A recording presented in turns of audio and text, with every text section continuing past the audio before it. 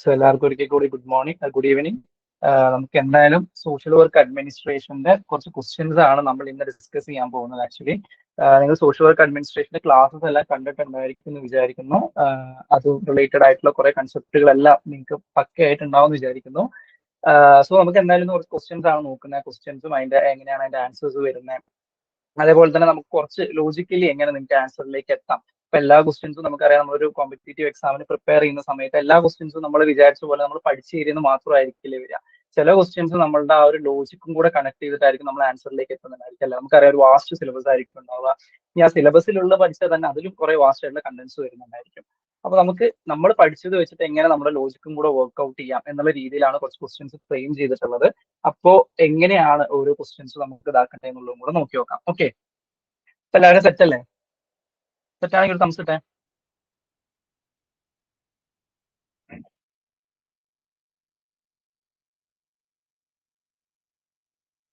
Okay, ഞാൻ നിങ്ങളോട് ഇടയ്ക്കിടയ്ക്ക് ഇങ്ങനെ തംസ് ഇടാൻ വേണ്ടി പറയും കേട്ടോ, കാരണം ഓൺലൈൻ ആയതുകൊണ്ട് നിങ്ങൾ അവിടെ ഉണ്ട് എനിക്ക് ഉറപ്പ് വരുത്താൻ വേണ്ടിയിട്ടാണ്.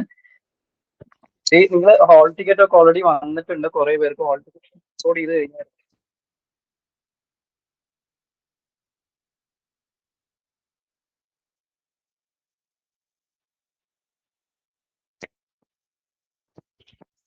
Whole ticket download ചെയ്തായിരുന്നോ?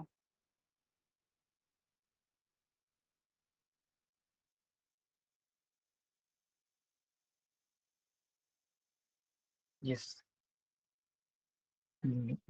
ഓക്കെ, ശരി. അപ്പൊ നമുക്ക് എന്തായാലും കുറച്ച് ക്വസ്റ്റ്യൻസ് നോക്കാം. അപ്പൊ ഞാനൊരു ക്വസ്റ്റ്യൻ കാണിക്കുന്ന സമയത്ത് ഞാൻ നിങ്ങൾക്ക് ആ ക്വസ്റ്റ്യൻ വായിക്കാനും അതേപോലെ തന്നെ അതിന്റെ ആൻസർ ജസ്റ്റ് ഒന്ന് നിങ്ങൾക്ക് പറയാനും വേണ്ടിയിട്ട് കുറച്ച് സമയം കൂടെ തരാം. അപ്പൊ നിങ്ങൾ ആ ഒരു സമയത്ത് എന്ത് ചെയ്യാൻ വേണ്ടി ശ്രമിക്കുക, ആ ഒരു ക്വസ്റ്റ്യനായിട്ട് കണക്ട് ആയിട്ട് നിങ്ങൾക്ക് അതിന്റെ ആൻസർ ആണെന്ന് തോന്നുന്നത് എന്താണെന്ന് വെച്ചാൽ അതൊന്ന് ജസ്റ്റ് എന്ത് ചെയ്യാൻ വേണ്ടി ശ്രമിക്കുക, ടെക്സ്റ്റ് ചെയ്തിടാൻ വേണ്ടി ശ്രമിക്കുക. ഉത്തരം തെറ്റിക്കോട്ടെ, അത് കുഴപ്പമില്ല. അപ്പോൾ എല്ലാവരും മാക്സിമം ശരിയാക്കാൻ വേണ്ടി ശ്രമിക്കുക. പക്ഷേ തെറ്റിയെന്ന് വെച്ചിട്ട് നിങ്ങൾ ഒരിക്കലും ആൻസർ അറ്റൻഡ് ചെയ്യാതിരിക്കരുത്. കാരണം എന്താണെന്ന് വെച്ച് കഴിഞ്ഞാൽ നമ്മളെപ്പോഴും പറയുന്ന ഒരു സംഭവമാണ് അല്ലേ, തെറ്റി കഴിഞ്ഞാലാണ് പിന്നെ നിങ്ങൾ ആ ഒരു മിസ്റ്റേക്ക് നോക്കുള്ളൂ. ആൻസർ ശരിയാക്കി പോകുന്നവർ ചിലപ്പോൾ എന്താണ് ഓക്കെ അത് ശരിയാണല്ലോ എന്ന് വിചാരിച്ചാൽ വിട്ടുപോകും. പക്ഷെ തെറ്റുന്ന ആൻസേഴ്സ് നമ്മൾ എന്തായാലും നോട്ട് ചെയ്യുമോ, ഇത് എനിക്ക് തെറ്റി അപ്പൊ ഇതിന്റെ കറക്റ്റ് ആൻസർ ഇതാണെന്ന് രീതിയിൽ നമുക്ക് ശ്രദ്ധിക്കുക. അപ്പോഴായിരിക്കും കൂടുതൽ ശ്രദ്ധിക്കുക അവിടെ. അപ്പൊ തെറ്റൊന്നും വിചാരിച്ചിട്ട് ആരും അറ്റൻഡ് ചെയ്യാതിരിക്കരുത്. ജസ്റ്റ് ആൻസർ ഒന്ന് ഇവിടെ മാർക്ക് ചെയ്തിടാൻ വേണ്ടി ശ്രമിക്കുക. എന്തുകൊണ്ടാണ് തെറ്റ് എന്നുള്ളത് ജസ്റ്റ് ഒന്ന് അനലൈസ് ചെയ്യാനൊക്കെ നമുക്കപ്പോൾ പറ്റും. ഓക്കെ, ശരി. അപ്പൊ നമുക്ക് എന്തായാലും ഫസ്റ്റ് ക്വസ്റ്റ്യൻ നോക്കി നോക്കാം. സോഷ്യൽ വർക്ക് അഡ്മിനിസ്ട്രേഷൻ എന്ന് പറഞ്ഞ നിങ്ങളുടെ ഫിഫ്ത്ത് മൊഡ്യൂളിൽ വരുന്ന, നമുക്കറിയാം സോഷ്യൽ വർക്കിന്റെ തന്നെ ഒരു മെത്തേഡ് ആയിട്ടുള്ള ഒരു സംഭവമാണ് അല്ലെ സോഷ്യൽ വർക്ക് അഡ്മിനിസ്ട്രേഷൻ. അപ്പൊ അതുമായിട്ട് റിലേറ്റഡ് ആയിട്ടുള്ള ക്വസ്റ്റ്യൻസ് ആയിരിക്കും നമ്മൾ ഇന്ന് ഡിസ്കസ് ചെയ്യുന്നതായിരിക്കാം. ഓക്കെ, ശരി. ഫസ്റ്റ് ക്വസ്റ്റ്യൻ ഒന്ന് നോക്കിക്കേ, ഒരു അസേഷൻ റീസൺ ആണ്. അപ്പൊ അതിന്റെ ക്വസ്റ്റ്യൻസ് ഒന്ന് നോക്കിക്കേ. അസേഷൻ എന്ന് പറയുന്നത് social work administration is considered as a secondary method of social work. അതിന്റെ റീസൺ ആണ് കൊടുത്തിട്ടുള്ളത്. It primarily aims at direct restoration of individual clients through micro level practice. Answer ചെയ്യാൻ പറ്റുന്നുണ്ടോ എന്ന് നോക്കിക്കേ. ഓപ്ഷൻസ് കൂടെ ഒന്ന് വായിക്കണേ. ഓപ്ഷൻ 1 എന്ന് പറയുന്ന അസേഷനും റീസണും കറക്റ്റ് ആണ്. റീസൺ എന്ന് പറയുന്നത് അസേഷന്റെ കറക്റ്റ് എക്സ്പ്ലനേഷൻ ആണ്. സെക്കൻഡ് ഓപ്ഷൻ എന്ന് പറയുന്നത് രണ്ട് സ്റ്റേറ്റ്മെന്റും കറക്റ്റ് ആണ്. റീസൺ എന്ന് പറയുന്നത് അസേഷന്റെ എക്സ്പ്ലനേഷൻ അല്ല എന്നുള്ളതാണ് പറഞ്ഞിരിക്കുന്നത്.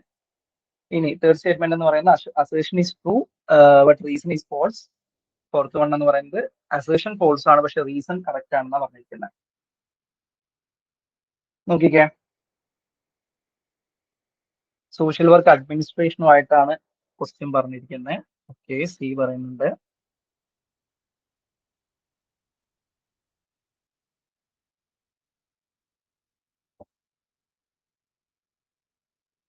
ഓക്കെ, സാവിത്രി, സനൂജ. ശരി, ഇതിന്റെ ആൻസർ വരുന്നത് ആക്ച്വലി സി തന്നെയാണ് വരുന്നത്. എന്തുകൊണ്ടാണ് ഇതൊരു നമ്മുടെ റീസൺ തെറ്റിപ്പോകാനുള്ള കാരണം എന്താ? അസേഷൻ കറക്റ്റ് ആണ് പക്ഷെ റീസൺ തെറ്റാണ്. എന്തുകൊണ്ടാണ് റീസൺ തെറ്റിപ്പോയത്? നമുക്കറിയാം സോഷ്യൽ വർക്ക് എന്ന് പറയുന്നത് സെക്കൻഡറി മെത്തേഡിൽ, സോഷ്യൽ വർക്ക് അഡ്മിനിസ്ട്രേഷൻ സെക്കൻഡറി മെത്തേഡിൽ വരുന്നതാണ് അല്ലെ. നമുക്കറിയാം social action, social work administration, അതേപോലെ തന്നെ സോഷ്യൽ വർക്ക് റിസർച്ച്, ഇത് മൂന്നുമാണ് സെക്കൻഡറി മെത്തേഡിൽ വരുന്നത്. പക്ഷേ റീസൺ തെറ്റിപ്പോകാനുള്ള കാരണം എന്തായിരുന്നു ഇവിടെ? ഇത് ഡയറക്റ്റ് റീസ്റ്റോറേഷൻ ഓഫ് ഇൻഡിവിജ്വൽസ് അല്ല. അത് എന്താണ് actually? Direct restoration of individual clients. ഇൻഡിവിജ്വലിനെ ഫോക്കസ് ചെയ്തുകൊണ്ട് നമ്മുടെ മെത്തേഡ് ഏതാ വരുന്നത്? അത് സോഷ്യൽ കേസ് വർക്ക് ആണ്. അത് എന്തല്ല? സോഷ്യൽ വർക്ക് അഡ്മിനിസ്ട്രേഷൻ അല്ല. അപ്പൊ അതുകൊണ്ടാണ് ഇവിടെ എന്ത് സംഭവിച്ചത്? റീസൺ തെറ്റിപ്പോയത്. ക്ലിയർ ആണോ പറഞ്ഞിരിക്കുന്നത്? അപ്പൊ സോഷ്യൽ വർക്ക് അഡ്മിനിസ്ട്രേഷൻ എന്ന് പറയുന്നത് ഇൻഡിവിജ്വൽ ക്ലയൻസിനെ ഫോക്കസ് ചെയ്യുന്നല്ല. ദാറ്റ് ഈസ് ഇൻഡിവിജ്വൽ ക്ലയൻസിനെ ഫോക്കസ് ചെയ്യുന്ന നമ്മൾ സോഷ്യൽ കേസ് വർക്ക് ആണ് പറയുന്നത്. അതുകൊണ്ടാണ് ഇവിടെ എന്ത് തെറ്റിപ്പോയത്? റീസൺ തെറ്റിപ്പോയത്. ക്ലിയർ അല്ലേ ആ ക്വസ്റ്റ്യൻ? ഈ ക്വസ്റ്റ്യനിലെ പ്രത്യേകിച്ച് ഡൗട്ട് ഇല്ല, വളരെ ബേസിക് ആയിട്ടുള്ള ഒരു ക്വസ്റ്റ്യൻ ആണ് അല്ലെ. സോഷ്യൽ വർക്ക് അഡ്മിനിസ്ട്രേഷൻ എന്നുള്ള ആ ഒരു സംഭവത്തിൽ അതിന്റെ കോർ കൺസെപ്റ്റ് ആണ്. ക്ലിയർ ആണോ അത്? ക്ലിയർ ആണെങ്കിൽ നിങ്ങൾ ഒരു തംസപ്പ് നമുക്ക് വേഗമേ അടുത്ത ക്വസ്റ്റിലേക്ക് പോകാം. Yes, thank you so much. Okay, ശരി, നമുക്ക് അടുത്ത ക്വസ്റ്റ്യൻ നോക്കാം. അപ്പോൾ എന്തെങ്കിലും ഡൗട്ട് ഉണ്ടെങ്കിൽ നിങ്ങൾ ഇൻ ബിറ്റ്വീൻ ചോദിച്ചാലും കുഴപ്പമില്ല കേട്ടോ. നിങ്ങൾ ഇപ്പൊ ഏതെങ്കിലും ക്വസ്റ്റ്യൻ ഡൗട്ട് വരികയാണെന്നോ അല്ലെങ്കിൽ എക്സ്പ്ലനേഷനിൽ എന്തെങ്കിലും ഡൗട്ട് വരികയാണെങ്കിൽ നിങ്ങൾ ടൈപ്പ് ചെയ്തിട്ടാൽ മതി. അപ്പൊ ഞാനത് ക്ലിയർ ചെയ്ത് പോയിക്കോളാം. ഓക്കെ, ചാറ്റിൽ അത് ചോദിച്ചിട്ടോളൂ കേട്ടോ. ഇനി നിങ്ങൾ അവസാനമാണ് ചോദിക്കുന്നത് വെച്ചാൽ അങ്ങനെയാണെങ്കിൽ കുഴപ്പമില്ലാതെ ഇടയ്ക്കിടയ്ക്ക് ചോദിക്കുകയാണെങ്കിൽ കുഴപ്പമില്ല, നമുക്ക് അപ്പൊ ക്ലിയർ ചെയ്ത് പോകാൻ വേണ്ടി ശ്രമിക്കാം. ഓക്കെ, ശരി. അപ്പൊ അതിന്റെ ആൻസർ വരുന്നത് തേർഡ് ആണ്, സി ആണ് answer. A is true but R is false, reason is false. Okay, ശരി. അടുത്ത് നോക്കിക്കേ. Which of the following best reflects the scope of social work administration? Social work അഡ്മിനിസ്ട്രേഷന്റെ സ്കോപ്പ് അല്ലെങ്കിൽ ബെസ്റ്റ് റിഫ്ലക്സ് എന്ന് പറയുന്നത്, നിങ്ങൾ ഈ ഒരു ബെസ്റ്റ് റിഫ്ലക്സ് എന്ന് കാണുന്ന സമയത്ത് നിങ്ങൾ ശ്രദ്ധിക്കണം കേട്ടോ. അതായത് ചിലതിന് നമ്മൾ ബെസ്റ്റ് ആൻസർ എന്നുള്ള രീതിയിൽ ചോദിക്കും. ബെസ്റ്റ് ആൻസർ എന്ന് ഉദ്ദേശിക്കുന്നത് എന്താണെന്ന് വെച്ച് കഴിഞ്ഞാൽ അതിന്റെ എക്സാക്ട് ആൻസർ അല്ലെങ്കിൽ നിങ്ങൾക്ക് ചിലപ്പോൾ 4 ഉത്തരം അല്ലെങ്കിൽ നമുക്ക് തന്നിട്ടുള്ള ഓപ്ഷൻസ് എല്ലാം അതിന്റെ കറക്റ്റ് ആണെന്ന് തോന്നിയേക്കാം. പക്ഷെ അതിൽ ഏറ്റവും സ്യൂട്ടബിൾ ആയി നിൽക്കുന്ന ഓപ്ഷൻ ഏതാണ് കണ്ടുപിടിക്കാനാണ് പറഞ്ഞിരിക്കുന്നത്. ഓക്കെ, അപ്പൊ ഈ ബെസ്റ്റ് ആൻസർ എന്ന് പറയുന്ന സമയത്ത് നിങ്ങൾ നോക്കേണ്ടത് ഏറ്റവും കൂടുതൽ സ്യൂട്ടബിൾ ആയി നിൽക്കുന്ന ഓപ്ഷൻസ് ഏതാ വരുന്നത് എന്നുള്ളതാണ് കൺസിഡർ ചെയ്യേണ്ടത് കേട്ടോ. ബെസ്റ്റ് റിഫ്ലെക്സ് എന്ന് പറയുമ്പോൾ നിങ്ങൾ അങ്ങനെ ശ്രദ്ധിക്കണം കേട്ടോ അത്. ഓക്കെ, അപ്പൊ ഒന്ന് നിങ്ങൾക്ക് ആൻസർ ചെയ്യാൻ പറ്റുന്നുണ്ടോ നോക്കിക്കേ. സോഷ്യൽ വർക്ക് അഡ്മിനിസ്ട്രേഷന്റെ സ്കോപ്പ് അയക്കാൻ ചാൻസ് ഉള്ളത് ഏതാണുള്ളത്? Programme planning, strategic policy formulation, direct psycho therapeutic intervention, resource mobilisation. Okay, A പറയുന്നുണ്ട്. ലിനു സിപ്പിച്ചൻ, സനൂജ ഒരു കെ പറഞ്ഞിട്ടുണ്ട്. Savitri V A. ഓക്കെ, എന്ന് പറയുന്നത് 1 to 4 programme planning, strategy, policy ഫോർമുലേഷനും റിസോഴ്സ് മൊബിലൈസേഷനും. ഇത് മൂന്നും സോഷ്യൽ വർക്ക് അഡ്മിനിസ്ട്രേഷന്റെ സ്കോപ്പ് ആണ്. ഓക്കെ, ശരി, അത് തന്നെയാണ് അതിന്റെ ആക്ച്വലി കറക്റ്റ് ആൻസർ വരുന്നത്. അത് തന്നെയാണ്. നമുക്കറിയാം ഡയറക്ട് സൈക്കോ തെറാപ്യൂട്ടിക് ഇന്റർവെൻഷൻ. നമുക്കറിയാം സോഷ്യൽ വർക്ക് അഡ്മിനിസ്ട്രേഷൻ എന്ന് പറയുന്നത് സെക്കൻഡറി മെത്തേഡ് ആണ്. നമ്മൾ അതിൽ ഡയറക്റ്റ് അല്ലെങ്കിൽ നേരിട്ട് ഒരു വ്യക്തിക്ക് സൈക്കോ തെറാപ്യൂട്ടിക് ഇന്റർവെൻഷൻ കൊടുക്കുന്നു എന്ന് പറയുന്ന രീതിയിലാണ് വരുന്നത്. അല്ലെങ്കിൽ അങ്ങനെ ഡയറക്റ്റ് ആയിട്ട് തെറാപ്പീസ് കൊടുക്കുന്ന പ്രൈമറി മെത്തേഡിന്റെ ഭാഗമായിട്ട് വരുന്നത് അല്ലെ. നമ്മൾ സോഷ്യൽ കേസ് വർക്കിലാണെങ്കിലും അല്ലെങ്കിൽ ഗ്രൂപ്പ് തെറാപ്പീസ് നടത്തുകയാണെങ്കിലും അത്തരം കാര്യങ്ങളാണ് നമ്മൾ അത് പറയുന്നതായിരിക്കും. ഡയറക്റ്റ് ആയിട്ട് സൈക്കോ തെറാപ്യൂട്ടിക് ഇന്റർവെൻഷൻ കൊടുക്കുന്നു. അപ്പൊ അത് ഇതിന്റെ ഭാഗമല്ല, സോഷ്യൽ വർക്ക് അഡ്മിനിസ്ട്രേഷൻ അല്ല. ഇവിടെ നമ്മൾ കുറച്ചും കൂടെ എന്താ ചെയ്യുന്നത്, അഡ്മിനിസ്ട്രേറ്റീവ് റിലേറ്റഡ് ആയിട്ടുള്ള കാര്യങ്ങൾ അല്ലെ.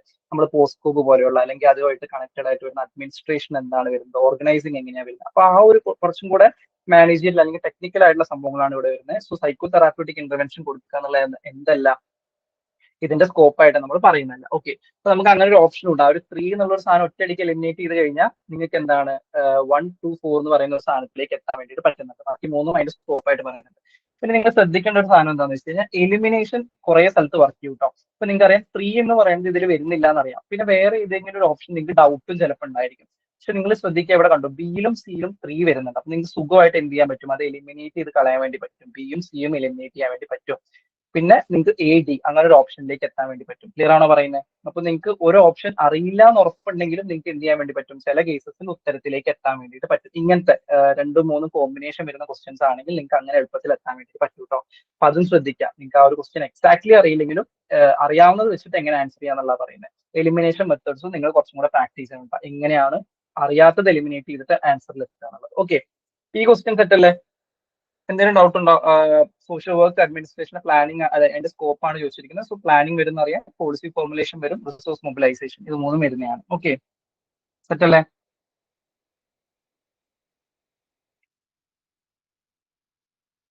ഓക്കെ, കംസ് എന്തെങ്കിലും ആണെങ്കിൽ പെട്ടെന്ന് ചോദ്യത്തിലേക്ക് പോകാം.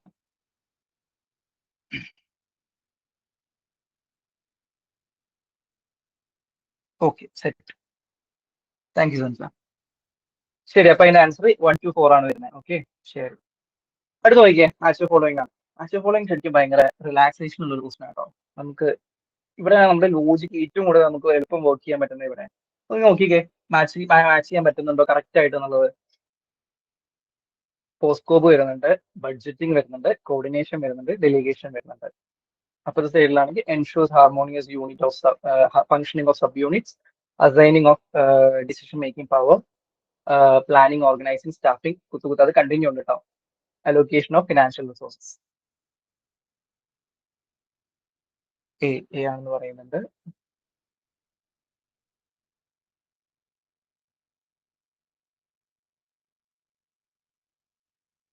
ശരി, ഈ നിഷാൻ അഹമ്മദ് എ പറഞ്ഞിട്ടുണ്ട്, സനൂജ് എ പറഞ്ഞിട്ടുണ്ട്.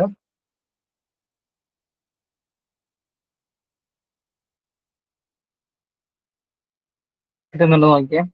നിങ്ങൾ ഈ ഒരു പോസ്കോപ്പ് എന്ന് പറയുന്ന സംഭവം ഭയങ്കര, എന്തായാലും നിങ്ങൾ അതിന്റെ വീഡിയോ കണ്ടിട്ടില്ലെങ്കിലോ അല്ലെങ്കിൽ പഠിക്കാതെ വിട്ടു പോയതാണെങ്കിലും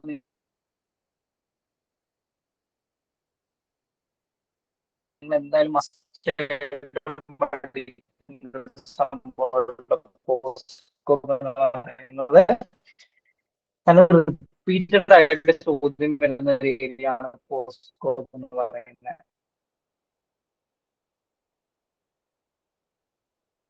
വന്നിട്ട് ആ ഒരു പ്രോസസ്സിൽ എന്താ നടക്കുന്നത് അങ്ങനത്തെയൊക്കെ ക്വസ്റ്റ്യൻസ് വരാറുള്ളതാണ്. സോ പോസ്കോപ്പ് എന്നുള്ള പോർഷൻ നിങ്ങൾ എന്തായാലും സ്കിപ്പ് ചെയ്യാതെ പഠിക്കാൻ വേണ്ടി ശ്രമിക്കണം കേട്ടോ. ഒരു കാരണവശാലും സ്കിപ്പ് ചെയ്യരുത് കേട്ടോ. ഓക്കെ.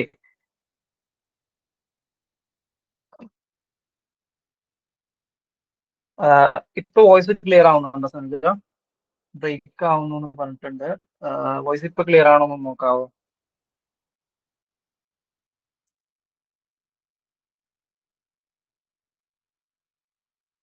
Hello hello.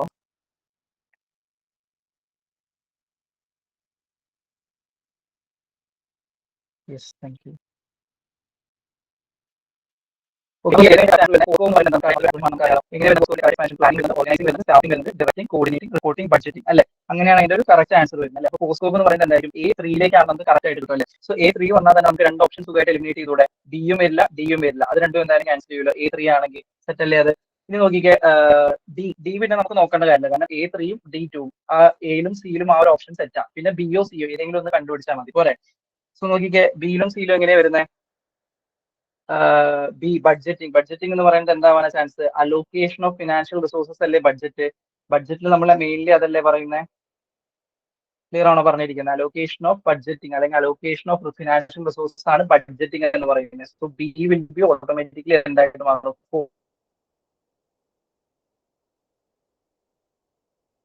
4 ആവാനാണ് ചാൻസസ് വരുന്നത്. സോ അതിന്റെ അത് വരുന്ന ഒരു ഓപ്ഷൻ ഏതേ ഉള്ളൂ? A3 B4 വരുന്ന ഓപ്ഷൻ കൂടെ എ.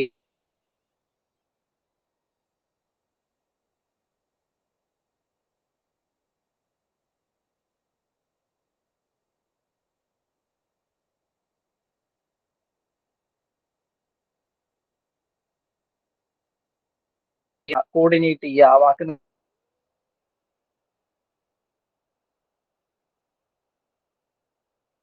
നിങ്ങൾക്ക് കിട്ടും. എൻഷുർ ഹാർമോണിയസ് ഡെലിഗേഷൻ എന്ന് പറയുന്നത് ഡിസിഷൻ മേക്കിംഗ് പവർ, അത് ഡെലിഗേറ്റ് ചെയ്ത് കൊടുക്കാൻ സംഭവം. ഓക്കെ, സെറ്റാണ് പറഞ്ഞിരിക്കുന്നത്.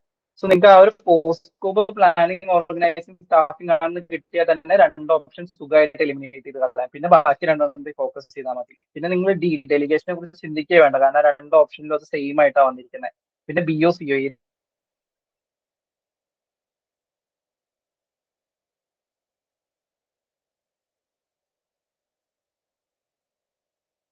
ഏതെങ്കിലും ഒന്ന് നിങ്ങൾക്ക് കിട്ടിയാൽ മതി. ബഡ്ജറ്റ് എന്ന് പറഞ്ഞാൽ ഫിനാൻസ് ആണെന്ന് നമുക്കറിയാം. സോ അത് സുഖമായിട്ട് നിങ്ങൾക്ക് B4 എത്തിക്കാൻ വേണ്ടി പറ്റും. ഓക്കെ. ഡിസ്ട്രക്ഷൻസ് ഉണ്ടാവുന്നുണ്ടോ? വോയിസ് ഇപ്പോഴും ക്ലിയർ ആവുന്നില്ല.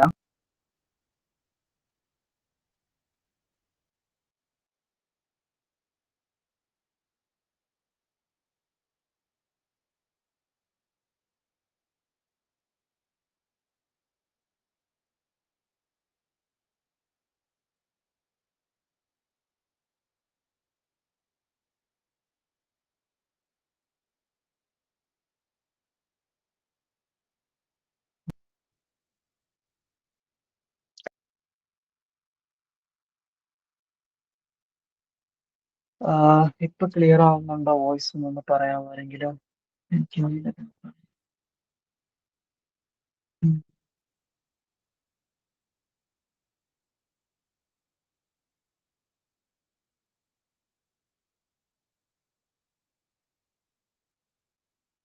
ഇപ്പോഴും ബ്രേക്ക് ആവുന്നുണ്ടോ നല്ലപോലെ?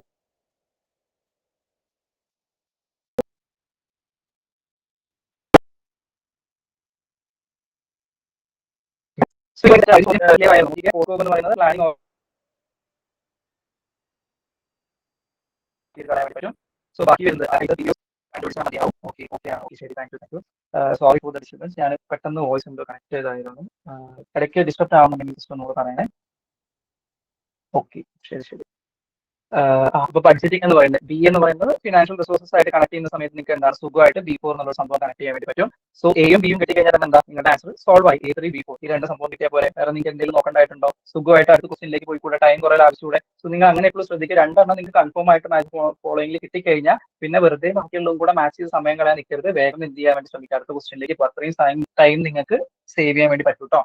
ഓക്കെ, ഈ ക്വസ്റ്റ്യൻ കറക്റ്റ് അല്ല, തെറ്റല്ലേ? A ആണ് അപ്പൊ അതിന് ആൻസർ വരുന്നത് കേട്ടോ. A3 B4.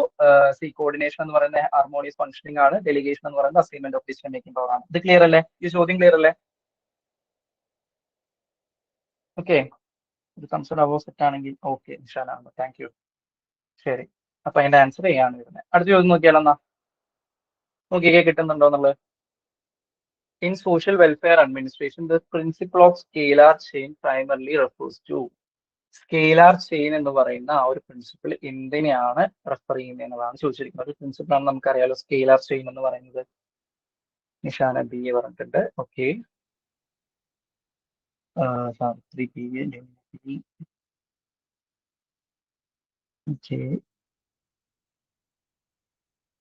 B, hierarchical flow of authority. Okay, ശരി, അതിന്റെ ആൻസർ വരുന്നത് അത് തന്നെയാണ്, ഹൈറാർക്കിയൽ ഫ്ലോ ഓഫ് അതോറിറ്റി. അതിനെ തന്നെയാണ് നമ്മൾ എന്തെന്ന് പറയുന്നത് സ്കെയിലാർ ചെയിൻ എന്ന് പറയുന്നത്. നമ്മൾ കണ്ടിട്ടില്ല ഒരു ലൈൻ ഓഫ് അതോറിറ്റി എപ്പോഴും മെയിൻറ്റെയിൻ ചെയ്യണമെന്ന് പറയില്ല. നമുക്കറിയാം ടോപ്പ് ലെവൽ അതോറിറ്റി ഉണ്ടാവും.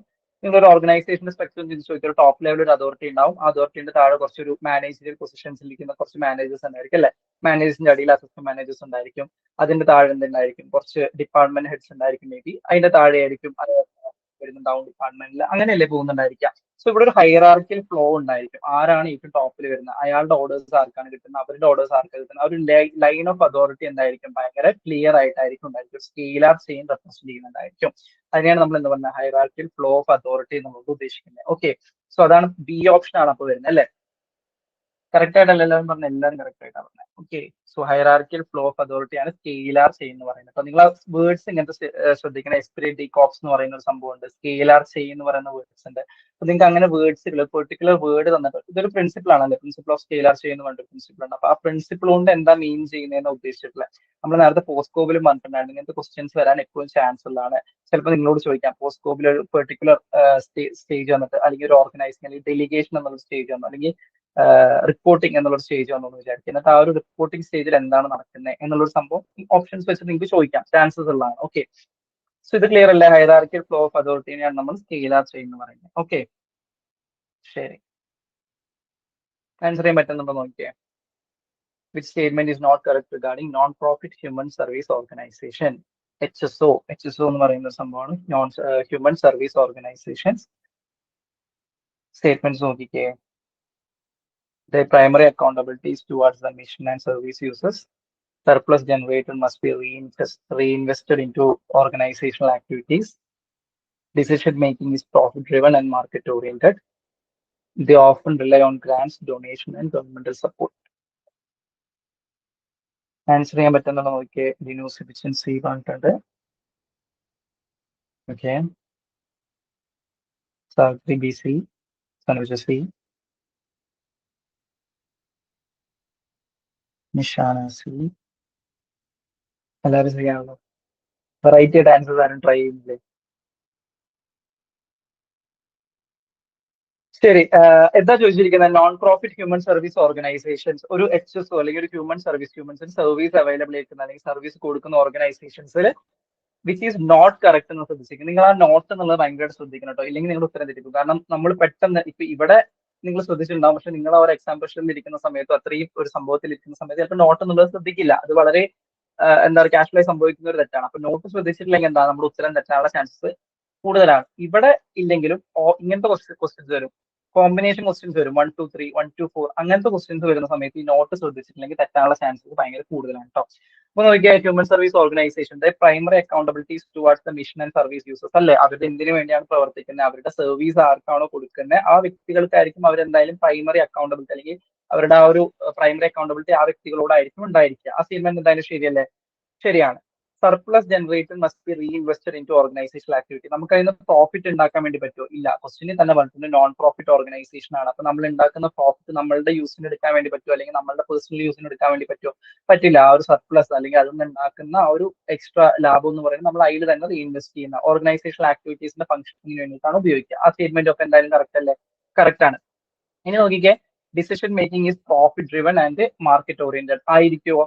നമ്മൾ പ്രോഫിറ്റിന് വേണ്ടിയിട്ടാണോ ഫംഗ്ഷൻ ചെയ്യുന്നത്? അല്ല, പ്രോഫിറ്റിന് വേണ്ടി അല്ല ഫംഗ്ഷൻ ചെയ്യുന്നത്, നോൺ പ്രോഫിറ്റ് ആണ് അല്ലെ? നോൺ പ്രോഫിറ്റ് എന്ന് പറയുമ്പോൾ തന്നെ ആ സ്റ്റേറ്റ്മെന്റ് തെറ്റായി പോകും. So C will be the wrong answer. പിന്നെ 4 നോക്കണ്ടല്ലോ, ഗ്രാൻഡും ഡൊണേഷൻസും ഗവൺമെന്റ് സപ്പോർട്ട്സ് അല്ല. ഒരു എൻജിഒ എന്നുള്ള കൺസെപ്റ്റിൽ നിങ്ങൾ ചിന്തിച്ചാൽ മതി. എൻജിഒസിന് എവിടെ നിന്നൊക്കെ ഫണ്ട് വരെ? ഗ്രാൻഡ് വഴിയും ഡൊണേഷൻ വഴിയും ഗവൺമെന്റ് സപ്പോർട്ട് നോക്കിയല്ലേ ഫണ്ട് വരുന്നത്. അതേ സെയിം കൺസെപ്റ്റ്. ഓക്കെ, ക്ലിയർ അല്ലേ? അപ്പൊ സി ആണ് അതിന്റെ ആൻസർ വരുന്നത്, വിച്ച് ഈസ് നോട്ട് കറക്റ്റ്. ഒരു എച്ച് എസ് ഒനെ സംബന്ധിച്ച് കറക്റ്റ് അല്ലാത്ത സ്റ്റേറ്റ്മെന്റ് സി ആണ്. ഓക്കെ, സെറ്റല്ലേ? ഒരു കൺസിഡർ ആവും തെറ്റാണെങ്കിൽ. Okay, thank you. ഇനി അടുത്ത ക്വസ്റ്റ്യൻ നോക്കിക്കേ. അസോസിയേഷൻ റീസൺ ആണ്.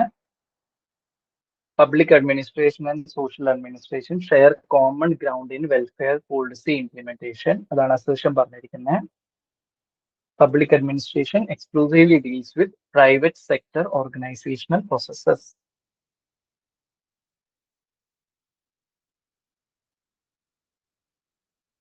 കുറച്ചും കൂടെ സിമ്പിൾ ആയിട്ടുള്ള ഓപ്ഷൻസ് ആണ് കൊടുത്തിരിക്കുന്നത്. കറക്റ്റ് എക്സ്പ്ലനേഷൻ അങ്ങനെയൊന്നും കൊടുത്തിട്ടില്ല. ഒന്നെങ്കിൽ 2 സ്റ്റേറ്റ്മെന്റും ശരിയാണ്. ഇത് കുറച്ചും കൂടി സ്റ്റേറ്റ്മെന്റ് ടൈപ്പ് ആയിട്ട് നിങ്ങൾ കൺസിഡർ ചെയ്താലും മതി കേട്ടോ. സ്റ്റേറ്റ്മെന്റ് 1, സ്റ്റേറ്റ്മെന്റ് 2 അങ്ങനെ ചിന്തിച്ചാലും മതി. Both statements are true, both statements are false. First statement correct ആണ്, സെക്കൻഡ് സ്റ്റേറ്റ്മെന്റ് തെറ്റാണ്.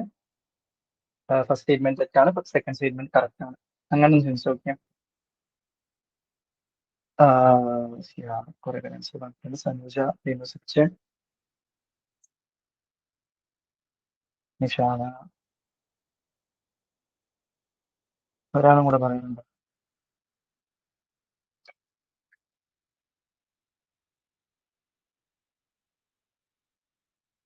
ഡയൽ ഇത്ര പേരേ ഉള്ളൂ, അതാണോ? ഓക്കെ, ശരി. ഓക്കെ, അപ്പൊ ഇതിന്റെ ആൻസർ നോക്കിയാൽ പബ്ലിക് അഡ്മിനിസ്ട്രേഷൻ എന്ന് പറയുന്നത് സോഷ്യൽ അഡ്മിനിസ്ട്രേഷൻ. നമുക്കറിയാം പബ്ലിക് അഡ്മിനിസ്ട്രേഷൻ ആണെങ്കിലും സോഷ്യൽ അഡ്മിനിസ്ട്രേഷൻ ആണെങ്കിലും common welfare policy or implementation. അത് നോക്കി വളരെ ജനറൽ ആയിട്ടുള്ള ഒരു സ്റ്റേറ്റ്മെന്റ് ആണ് തന്നിരിക്കുന്നത് അല്ലെ? പബ്ലിക് അഡ്മിനിസ്ട്രേഷനിലും സോഷ്യൽ അഡ്മിനിസ്ട്രേഷനിലും കുറച്ച് കോമൺ ആയിട്ടുള്ള വെൽഫെയർ പോളിസി ഇംപ്ലിമെന്റേഷൻസ് ഉണ്ടാവാനുള്ള ചാൻസ് ഉണ്ട്, കോമൺ ഗ്രൗണ്ട് ഉണ്ട് എന്നാണ് പറഞ്ഞിരിക്കുന്നത്. അത് ശരിയാവാനുള്ള ചാൻസസ് ഭയങ്കര കൂടുതലല്ലേ? നമുക്കറിയാം പബ്ലിക് അഡ്മിനിസ്ട്രേഷൻ പബ്ലിക്കുമായിട്ട് കണക്റ്റഡ് ആയിട്ട് വരുന്നു, സോഷ്യൽ അഡ്മിനിസ്ട്രേഷൻ എന്തായാലും കണക്റ്റഡ് ആവുന്നത്. ഇത് രണ്ടിലും വെൽഫെയർ പോളിസി ഇംപ്ലിമെന്റേഷൻ ഒരു കോമൺ ഗ്രൗണ്ട് ഉണ്ട് എന്ന് പറഞ്ഞ ആ സ്റ്റേറ്റ്മെന്റ് ഒരു ജനറൽ ആയിട്ടുള്ള സ്റ്റേറ്റ്മെന്റ് ആണ്. അത് കുറച്ചും കൂടെ ശരിയാണ്. അതിൽ നമുക്ക് തെറ്റ്, നിങ്ങൾ ചിന്തിച്ചു നോക്കിയാൽ ഏതെങ്കിലും ഒരു ഏരിയയിൽ പോലും ഓവർലാപ്പിംഗ് വന്നു കഴിഞ്ഞാൽ എന്താണ് ആ സ്റ്റേറ്റ്മെന്റ് ശരിയാണ്. രണ്ടിലും കുറച്ച് കോമൺ ആയിട്ടുള്ള ഗ്രൗണ്ട്സ് ഉണ്ട് എന്ന് പറഞ്ഞാൽ ആ സ്റ്റേറ്റ്മെന്റ് ശരിയാവും അല്ലെ? ഏതെങ്കിലും കുറച്ച് കോമൺ ആയിട്ടുള്ള ഗ്രൗണ്ട്സ് വന്നാലും മതി അല്ലെ? സോ ആ സ്റ്റേറ്റ്മെന്റ് ശരിയാണ്. അടുത്ത് നോക്കിയാൽ public administration exclusively deals with private sector organisational process. ഇതിൽ നിന്ന് ചിന്തിച്ചു നോക്കിയാൽ എക്സ്ക്ലൂസീവ്ലി ഡീൽസ് വിത്ത് എന്നാ പറഞ്ഞിരിക്കുന്നത്, അതായത് അത് മാത്രമേ ഡീൽ ചെയ്യുന്നുള്ളൂ എന്നാ ഉദ്ദേശിച്ചിരിക്കുന്നത് അല്ലെ? പബ്ലിക് അഡ്മിനിസ്ട്രേഷനിൽ പ്രൈവറ്റ് സെക്ടറിന്റെ ഓർഗനൈസേഷണൽ പ്രോസസ്സ് മാത്രമേ ഡീൽ ചെയ്യുന്നു എന്നുള്ള പറഞ്ഞിരിക്കുന്നത്. സോ നോക്കിക്കേ, അതൊരു എക്സ്ട്രീം സ്റ്റേറ്റ്മെന്റ് ആണ്. നിങ്ങൾ എപ്പോഴും ചിന്തിക്കണം, എക്സ്ട്രീം സ്റ്റേറ്റ്മെന്റ്സ് വന്നു കഴിഞ്ഞാൽ അത് തെറ്റാനുള്ള ചാൻസസ് ഭയങ്കര കൂടുതലാണ്. അതായത് ഫുള്ളി അങ്ങനെയാണ്, അതല്ലെങ്കിൽ വിച്ച് ഈസ് ഇതിലൊട്ടും ഉൾപ്പെട്ടിട്ടില്ല, ഇങ്ങനെ എക്സ്ട്രീം ആയിട്ട് പറയുകയാണെന്ന് വിചാരിക്കുക. എക്സ്ട്രീം സ്റ്റേറ്റ്മെന്റ്സ് വരുന്ന സമയത്ത് അത് തെറ്റാവാനുള്ള ചാൻസസ് കൂടുതലാണ്. ഇപ്പോഴും തെറ്റാവുന്നല്ല പറയുന്നത്, എന്നാലും ഒരു 19% അല്ലെങ്കിൽ 90% എന്താണ് തെറ്റാവാനുള്ള ചാൻസസ് ആണ് കൂടുതൽ. ഇവിടെ എന്താ പറഞ്ഞിരിക്കുന്നത്? Public administration exclusively deal with private സെക്ടറിനെ മാത്രമേ ഞാൻ നോക്കുന്നുള്ളൂ, വേറെ ഒരു സെക്ടറിനെ ഞാൻ നോക്കുന്നില്ല എന്ന് പറഞ്ഞാൽ എന്താ? അതൊരു എക്സ്ട്രീം സ്റ്റേറ്റ്മെന്റ് ആണ്, തെറ്റാവാനുള്ള ചാൻസസ് കൂടുതലാണ്. ഇപ്പൊ ഈ ഒരു സ്റ്റേറ്റ്മെന്റ് നിങ്ങൾക്ക് പിന്നെ കറക്റ്റ് ആയിട്ട് അറിയാം, പബ്ലിക് അഡ്മിനിസ്ട്രേഷനിൽ പ്രൈവറ്റ് സെക്ടറിനെ മാത്രമല്ല ഡീൽ ചെയ്യുന്നത്, അല്ലെങ്കിൽ പബ്ലിക് സെക്ടറിനെ മാത്രം ഫോക്കസ് ചെയ്തിട്ടുള്ള സംഭവം അല്ല. നിങ്ങൾക്ക് അറിയാവുന്നത് കൊണ്ട് നേരടിക്ക് നിങ്ങൾക്ക് എ ടു ആർ പോർട്സിന്റെ വൃത്തത്തിലേക്ക് എത്താൻ വേണ്ടി പറ്റി. ഇൻ കേസ് നിങ്ങൾക്ക് അങ്ങനെ അറിയില്ലെങ്കിലും ഒരു എക്സ്ട്രീം സ്റ്റേറ്റ്മെന്റ് നിങ്ങൾ കാണുകയാണെന്നുണ്ടെങ്കിൽ അത് തെറ്റാവാനുള്ള ചാൻസസ് ആണ്. If you have to take a risk, നിങ്ങൾക്ക് ഒരു റിസ്ക് എടുക്കാനുള്ള ഒരു മൈൻഡ് സെറ്റ് ഉണ്ട്. ഞാൻ പറയുകയാണെങ്കിൽ നെഗറ്റീവ് മാർക്കിംഗ് ഉള്ളതാണ്, റിസ്ക് എടുക്കണം എന്ന് ഞാൻ എപ്പോഴും പറയില്ല. പക്ഷെ നിങ്ങൾക്ക് അങ്ങനെ റിസ്ക് എടുക്കാൻ തോന്നുന്നുണ്ട്, അല്ലെങ്കിൽ റിസ്ക് എടുക്കുക, നിങ്ങൾ എന്തായാലും ആൻസർ ചെയ്തിട്ടേ പോരുള്ളൂ എന്നുള്ള സംഭവം ഉണ്ടെങ്കിൽ ഇങ്ങനെയും കൂടെ ഒന്ന് ചിന്തിക്കാൻ വേണ്ടി ശ്രമിക്കുക. ആ ഒരു സിറ്റുവേഷനിൽ ഇങ്ങനെയും കൂടെ ചിന്തിക്കാം. എക്സ്ട്രീം സ്റ്റേറ്റ്മെന്റ്സ് ആണെങ്കിൽ അത് തെറ്റാനുള്ള ചാൻസസ് 90% അങ്ങനെ വരാനുള്ള ചാൻസസ്, അത് തെറ്റാനാണ് ചാൻസ് കൂടുതൽ. എക്സ്ക്ലൂസീവ്ലി നമുക്ക് അങ്ങനെ പറയാൻ പറ്റില്ല. ഒരു 0.1% വന്നു കഴിഞ്ഞാൽ ആ സ്റ്റേറ്റ്മെന്റ് തെറ്റിപ്പോകും അല്ലെ? സോ അത് തെറ്റായി പോയി. ഓക്കെ, അപ്പൊ ഇതിന്റെ ആൻസർ എന്താ വരുന്നത്? എ ആണ് അതിന്റെ ആൻസർ വരുന്നത്. ഓക്കെ, ക്ലിയർ ആണെന്ന് വിചാരിക്കുന്നു. ക്ലിയർ ആണെങ്കിൽ ആരെങ്കിലും ഒരു തംസ് ഇടാവൂ? യൂണിവേഴ്സിറ്റി ആരെങ്കിലും ഒരു തംസ് ഇടൂ? Nishana, thank you Nishana. Okay Saudabi. Okay thank you. ശരി, അടുത്ത ക്വസ്റ്റ്യൻ നോക്കിക്കേ. Which of the organisational theories emphasize the concept of goal displacement? കിട്ടുന്നുണ്ടോ നോക്കി. ഗോൾ ഡിസ്പ്ലേസ്മെന്റ് എന്ന് പറയുന്ന ആ ഒരു കൺസെപ്റ്റിനെ എംഫസൈസ് ചെയ്യുന്നത് ഏത് ഓർഗനൈസേഷണൽ തിയറി ആണെന്നാണ് ചോദിച്ചിട്ടുണ്ട്.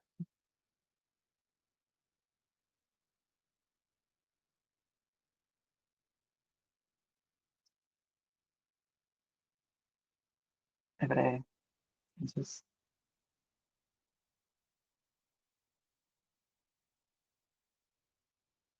B. Okay, scientific management theory പറഞ്ഞിട്ടുണ്ട്. സാവിത്രി ബി എന്നാണ് പറഞ്ഞിരിക്കുന്നത്. സി പറഞ്ഞിട്ടുണ്ട്. സനോജ സി. ഓക്കെ, ബി പറഞ്ഞിട്ടുണ്ട്. ഓക്കെ, ആദ്യമായിട്ടാണല്ലോ രണ്ട് ആൻസർ വരുന്നത്. ഓക്കെ, ഗോൾ ഡിസ്പ്ലേസ്മെന്റ് എന്നുള്ളതുകൊണ്ട് എനിക്ക് തോന്നുന്നു ഇത് കുറച്ച് ടഫ് ആണോ ഈ ക്വസ്റ്റ്യൻ, അല്ലെങ്കിൽ നിങ്ങൾക്ക് കുറച്ച് അൺഫെമിലിയർ ആയിട്ടുള്ള സംഭവമാണോ വരുന്നത്?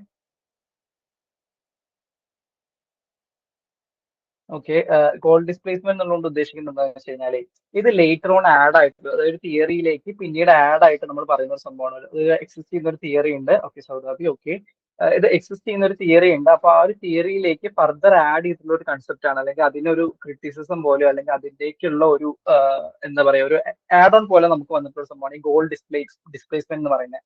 ഒന്നുമില്ല, അതായത് ഒരു ഓർഗനൈസേഷൻ ഉണ്ടെന്ന് വിചാരിക്കാം. അപ്പൊ നമുക്കറിയാം ഓർഗനൈസേഷൻ എല്ലാം പ്രവർത്തിക്കുന്നത് എന്തിനെ ഫോക്കസ് ചെയ്തിട്ടായിരിക്കും? ഓർഗനൈസേഷന്റെ ഗോളിനെ ഫോക്കസ് ചെയ്തിട്ടായിരിക്കും പ്രവർത്തിച്ചു പോകുന്നുണ്ടായിരിക്കും അല്ലെ?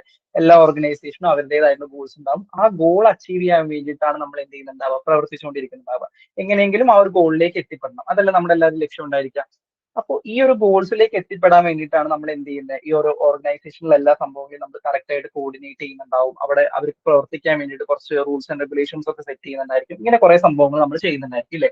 അപ്പൊ ഈ ഒരു ഗോൾ ഡിസ്പ്ലേസ്മെന്റ് സംഭവിക്കാൻ നമ്മൾ ഉദ്ദേശിക്കുന്നത് വെച്ചാൽ നമ്മൾ ആക്ച്വൽ ഗോളിൽ നിന്ന് മാറിപ്പോകും. അതായത് നമ്മൾ കുറച്ചും കൂടെ ഇപ്പൊ ഒരു ഓർഗനൈസേഷനായിട്ട് ഒരു ഗോളും ഉണ്ട്, നമ്മൾ ഈ ഗോളിലേക്ക് എത്തുക എന്നുള്ളതിനപ്പുറം ഈ ഒരു ഓർഗനൈസേഷന്റെ റൂൾസ് ആൻഡ് റെഗുലേഷൻസിൽ കൂടുതൽ ഫോക്കസ് ചെയ്തുകൊണ്ടിരിക്കുക.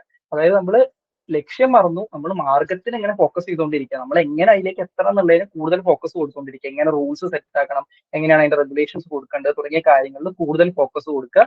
ഗോളിന് എന്ത് വിട്ടിട്ടുണ്ടാവും, നമ്മൾ ആ ഒരു ആക്ച്വൽ ഗോൾ എന്താണെന്നുള്ളത് വിട്ടേ പോയിട്ടുണ്ടാവും. ക്ലിയർ ആണ് പറയുന്നത്?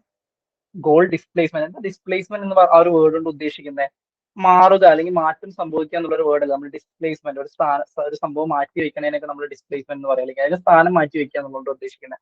ഗോൾ ഡിസ്പ്ലേസ്മെന്റ് എന്ന് പറഞ്ഞാൽ എന്താ, നമ്മൾ ആക്ച്വൽ ഗോളിൽ നിന്ന് മാറിയിട്ട് കുറച്ചും കൂടെ ആ ഒരു റൂൾസ് അല്ലെങ്കിൽ ആ ഒരു പാത്തിന് കൂടുതൽ ഇമ്പോർട്ടൻസ് കൊടുക്കുന്നതാണ് ഗോൾ ഡിസ്പ്ലേസ്മെന്റ്. അത് ആക്ച്വലി ബ്യൂറോക്രാറ്റിക് തിയറിയുടെ ഭാഗമായിട്ട് അല്ലെങ്കിൽ ബ്യൂറോക്രാറ്റിക് തിയറിയിലേക്ക് ഫർദർ ആയിട്ട് ആഡ് ചെയ്തിട്ടുള്ളതാണ്. ഓർത്ത് വയ്ക്കുക, റോബർട്ട് മേർട്ടൺ എന്ന് പറയുന്ന ഒരു പുള്ളിയാണ് ഈ ഒരു ഗോൾ ഡിസ്പ്ലേസ്മെന്റ് എന്ന് പറയുന്ന ഒരു കൺസെപ്റ്റ് ഇൻട്രൊഡ്യൂസ് ചെയ്തത്. അപ്പോൾ ഒരു ഓർഗനൈസേഷൻ ബ്യൂറോക്രാറ്റിക് തിയറിനെ ബേസ് ചെയ്തിട്ട് പോയിക്കൊണ്ടിരിക്കുകയാണെങ്കിൽ അവിടെ എന്താണ് ഗോൾ ഡിസ്പ്ലേസ്മെന്റ് ഉണ്ടാവാനുള്ള ചാൻസസ് ആർട്ട് എന്നുള്ളൊരു സംഭവമാണ് ഉദ്ദേശിക്കുന്നത്. ഓക്കെ, ക്ലിയർ ആണോ പറഞ്ഞിരിക്കുന്നത്? ഫർദർ ആഡ് ചെയ്താൽ നമ്മൾ ആക്ച്വലി ആ ഒരു കോർ തിയറി ഡിസ്കസ് ചെയ്യുന്ന സമയത്ത് ബ്യൂറോക്രാറ്റിക് തിയറി പറയുന്ന സമയത്ത് എന്ത് പറഞ്ഞിട്ടുണ്ടാവുന്നില്ല, ഗോൾ ഡിസ്പ്ലേസ്മെന്റ് പറഞ്ഞിട്ടുണ്ടാവുന്നില്ല.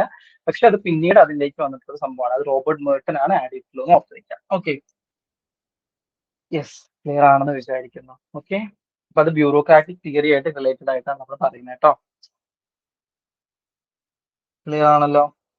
അപ്പൊ നിങ്ങൾ ഇങ്ങനെ കുറച്ച് ക്വസ്റ്റ്യൻസ് ഉണ്ടായിരിക്കും എന്ന് വിചാരിക്കുക. നമ്മൾ പഠിച്ചതിന്റെ ഒരു പ്രാക്ടിക്കൽ അല്ലെ, നമുക്കറിയാം ബ്യൂറോക്രാറ്റിക് തിയറി നിങ്ങൾ പഠിച്ചിട്ടുണ്ടായിരിക്കും, പക്ഷെ അതിന്റെ ഒരു എന്താണ് ഫർദർ ആഡ് ആയിട്ട് വന്നിട്ടുണ്ടെങ്കിൽ ആ ഒരു തിയറിനെ കുറച്ചും കൂടെ ഇൻഡെപ്ത് ആയിട്ട് പോയാൽ മാത്രം കിട്ടുന്ന ഒരു സംഭവമാണ് എന്ത്, ഗോൾ ഡിസ്പ്ലേസ്മെന്റ് എന്താണ്, അതെങ്ങനെയാണ് ആ ഒരു തിയറിയിലേക്ക് കോറിലേറ്റ് ചെയ്തിട്ടുള്ളത് എന്നുള്ള സംഭവമൊക്കെ. ഓക്കെ, ഇത്തരം ക്വസ്റ്റ്യൻസ് വരുന്ന സമയത്ത് നിങ്ങൾക്ക് രണ്ട് ഓപ്ഷൻ ആയിരിക്കും ഉണ്ടായിരിക്കും. ഒന്നുകിൽ ആ ഒരു കൺസെപ്റ്റ് ഗോൾ ഡിസ്പ്ലേസ്മെന്റ് വെച്ച് ആലോചിച്ച് നോക്കുക, എന്താണ് ഗോൾ ഓറിയന്റഡ് ആയിട്ടുള്ളത്, അല്ലെങ്കിൽ ഗോളിന് കൂടുതൽ ഇമ്പോർട്ടൻസ് കൊടുക്കുന്ന ഏതാണ്, കുറച്ചും കൂടെ ബ്യൂറോക്രാറ്റിക് തിയറി എന്നുള്ള സംഭവം നിങ്ങൾക്ക് അറിയാലോ.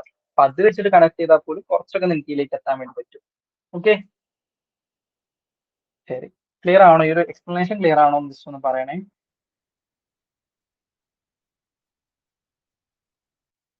Yes, okay, yes yes yes, okay, thank you thank U.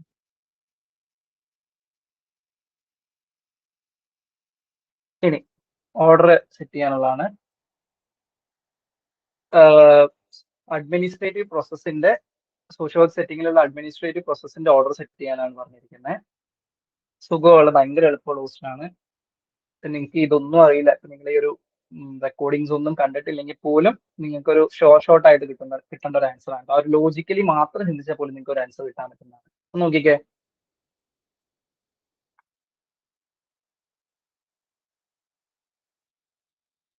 Ascending order കേട്ടോ, ആദ്യത്തേന്ന് അവസാനത്തേക്കാണ് പോണ്ടേ.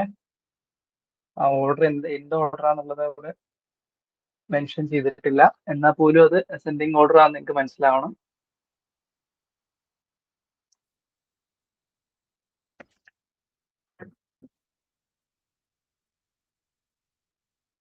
എ ആണെന്നാണ് പറയുന്നത്. A okay.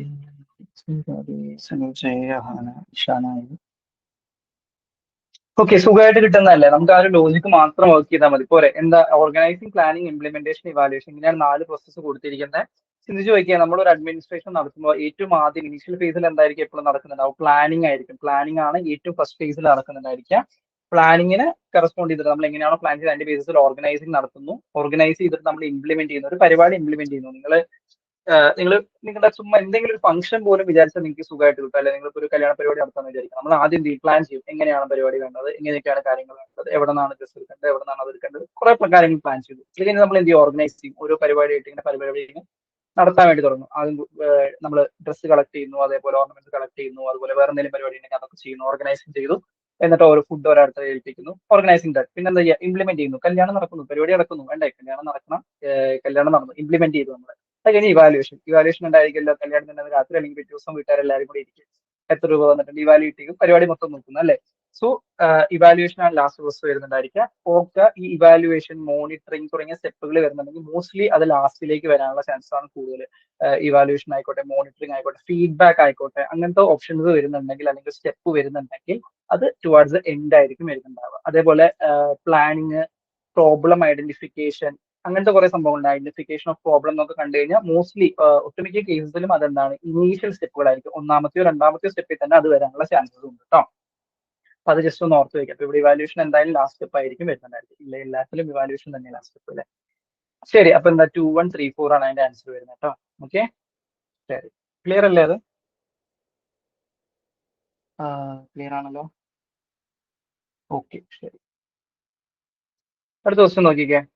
Span of control. നമ്മൾ നേരത്തെ പറഞ്ഞൊരു സംഭവം, നമ്മൾ നേരത്തെ വേറൊരു സംഭവം നടത്തുന്നുണ്ടായിരുന്നു അല്ലെ. സ്പ്രെഡ് കോപ്സ് അല്ലല്ലോ നമ്മൾ പറഞ്ഞ, നമ്മൾ സ്കെയിലർ ചെയിൻ ആണ്. സ്പാൻ ഓഫ് കൺട്രോൾ എന്ന് പറയുന്ന ഒരു കൺസെപ്റ്റ് ഉണ്ട്. സ്പാൻ ഓഫ് കൺട്രോൾ എന്നുള്ളത് ഉദ്ദേശിക്കുന്നത് എന്താണോ ചോദിച്ചിരിക്കുന്നത്? BBB. നിങ്ങൾ എല്ലാവരും പഠിച്ചിട്ടുണ്ടല്ലോ.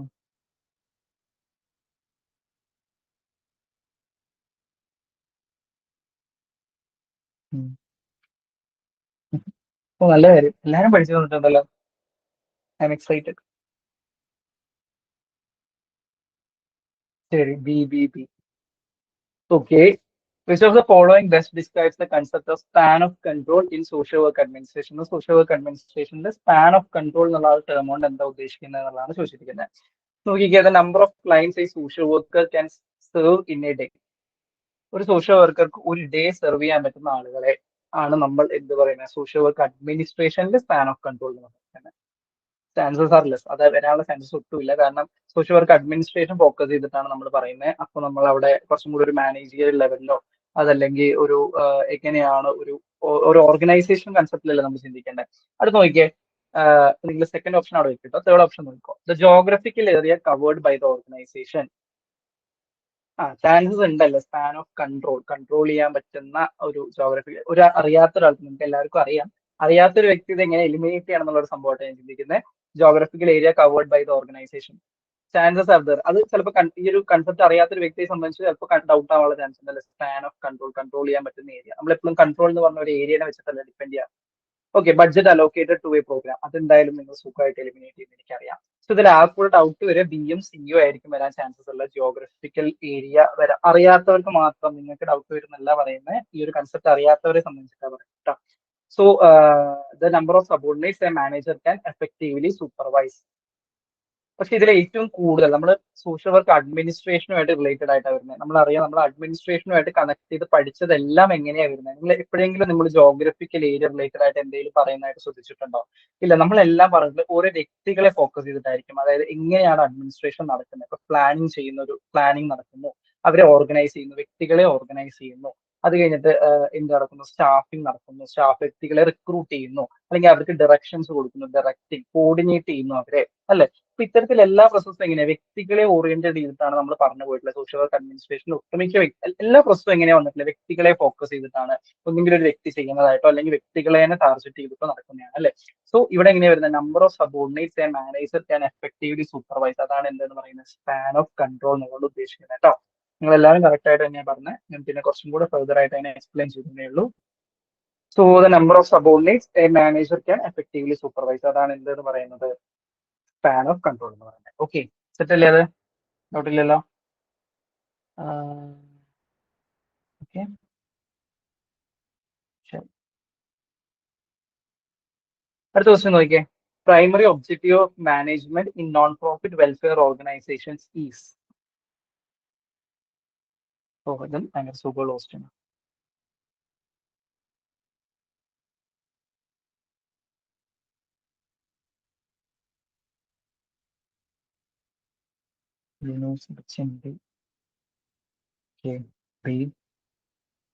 ബി.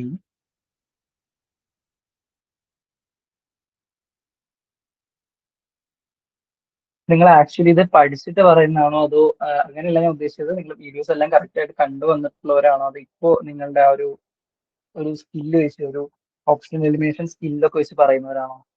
എങ്ങനെയാണ് ആക്ച്വലി? ഞാൻ അറിയാതെ ഒരു ക്യൂരിയോസിറ്റി ചോദിച്ചതാണ്. എങ്ങനെയാണ് ഐദർ വേ നിങ്ങൾ പറയുന്ന ആൻസർ കറക്റ്റ് ആണ്, ചോദിക്കുന്നതാണ്. വീഡിയോസ് എല്ലാം എല്ലാവരും കണ്ടിട്ടുണ്ടോ? ഈ പെൻഡിങ് വീഡിയോസ് ഒക്കെ ഉണ്ടോ നിങ്ങൾക്ക്? അറ്റ്ലീസ്റ്റ് ഈ മൊഡ്യൂളിലെല്ലാം കംപ്ലീറ്റഡ് ആണോ? യെസ് യെസ്, എന്താ ഉദ്ദേശിച്ചത്? കണ്ടിട്ടുണ്ട് എന്നാണോ ഉദ്ദേശിച്ചത്?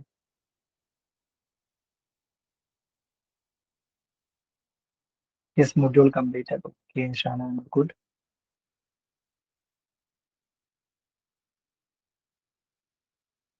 ശരി, അപ്പൊ നോക്കിക്കേ. Primary objective of management in non profit welfare organisation. Non profit welfare ഓർഗനൈസേഷനിലാണെങ്കിൽ അതിൽ ഒരു മാനേജ്മെന്റ് അല്ലെങ്കിൽ മാനേജ്മെന്റ് ഫംഗ്ഷൻ ചെയ്യുന്നതിന്റെ അല്ലെങ്കിൽ അതിന്റെ പ്രൈമറി ഒബ്ജക്റ്റീവ് എന്താ വരുന്നതെന്ന് ചോദിച്ചിരിക്കുന്നത്.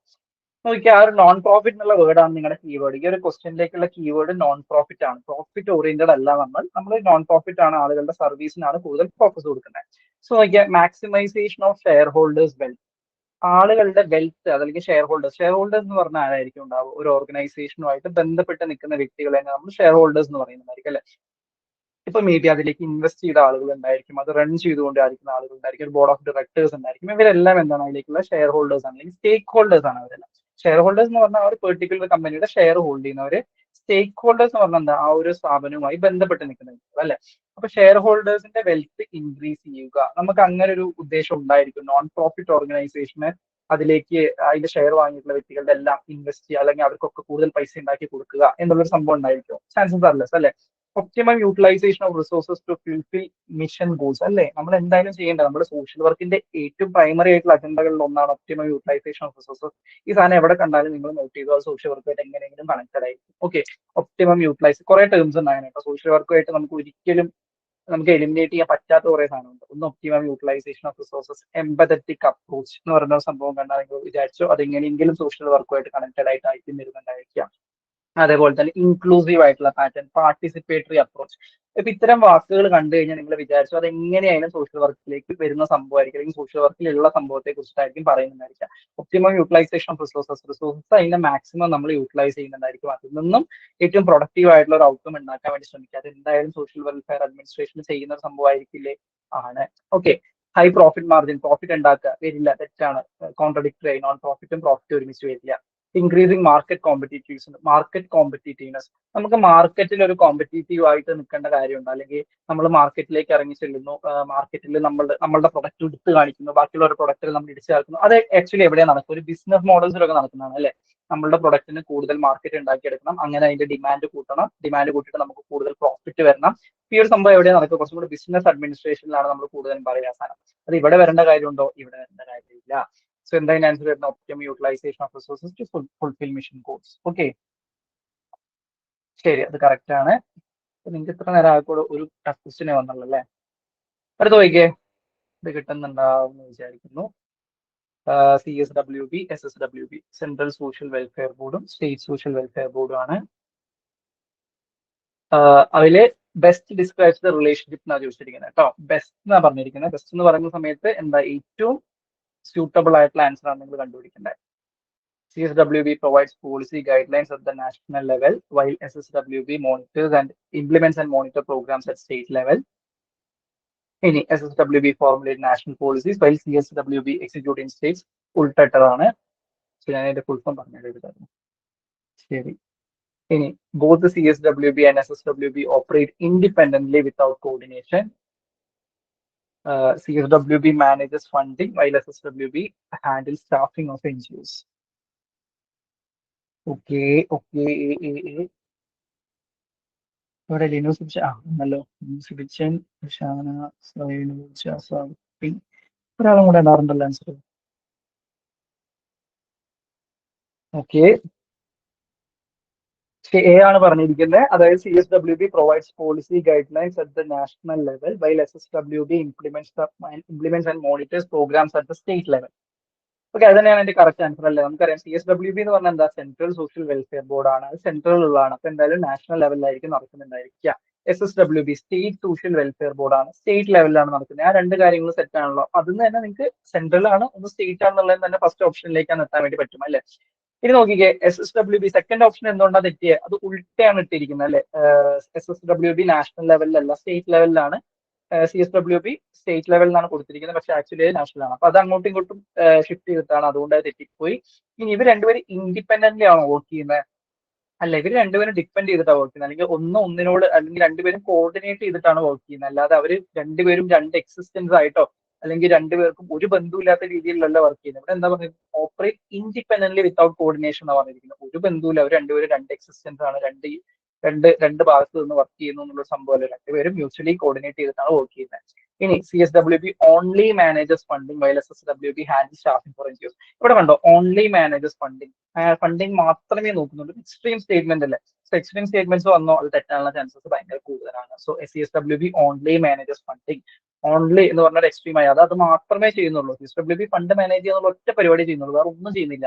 അവർ അതിനപ്പുറം ഒരു പോളിസി ഉണ്ടാക്കിയാൽ പോലും എന്താണ് ആ സ്റ്റേറ്റ്മെന്റ് തെറ്റിപ്പോകും അല്ലെ?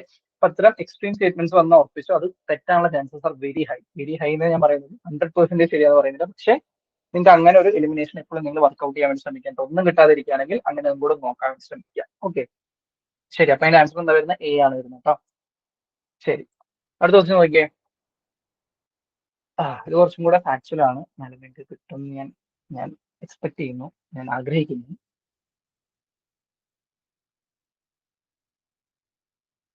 Which of the following is not mandatory for registration of a society under the Societies Registration Act? Memorandum of Association, governing body list, clear statement of objectives, minimum capital investment requirement. D Nishana Ahammad D വന്നിട്ടുണ്ട്. Snoja D,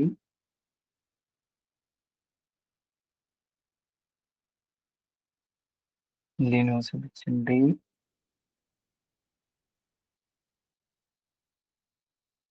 okay.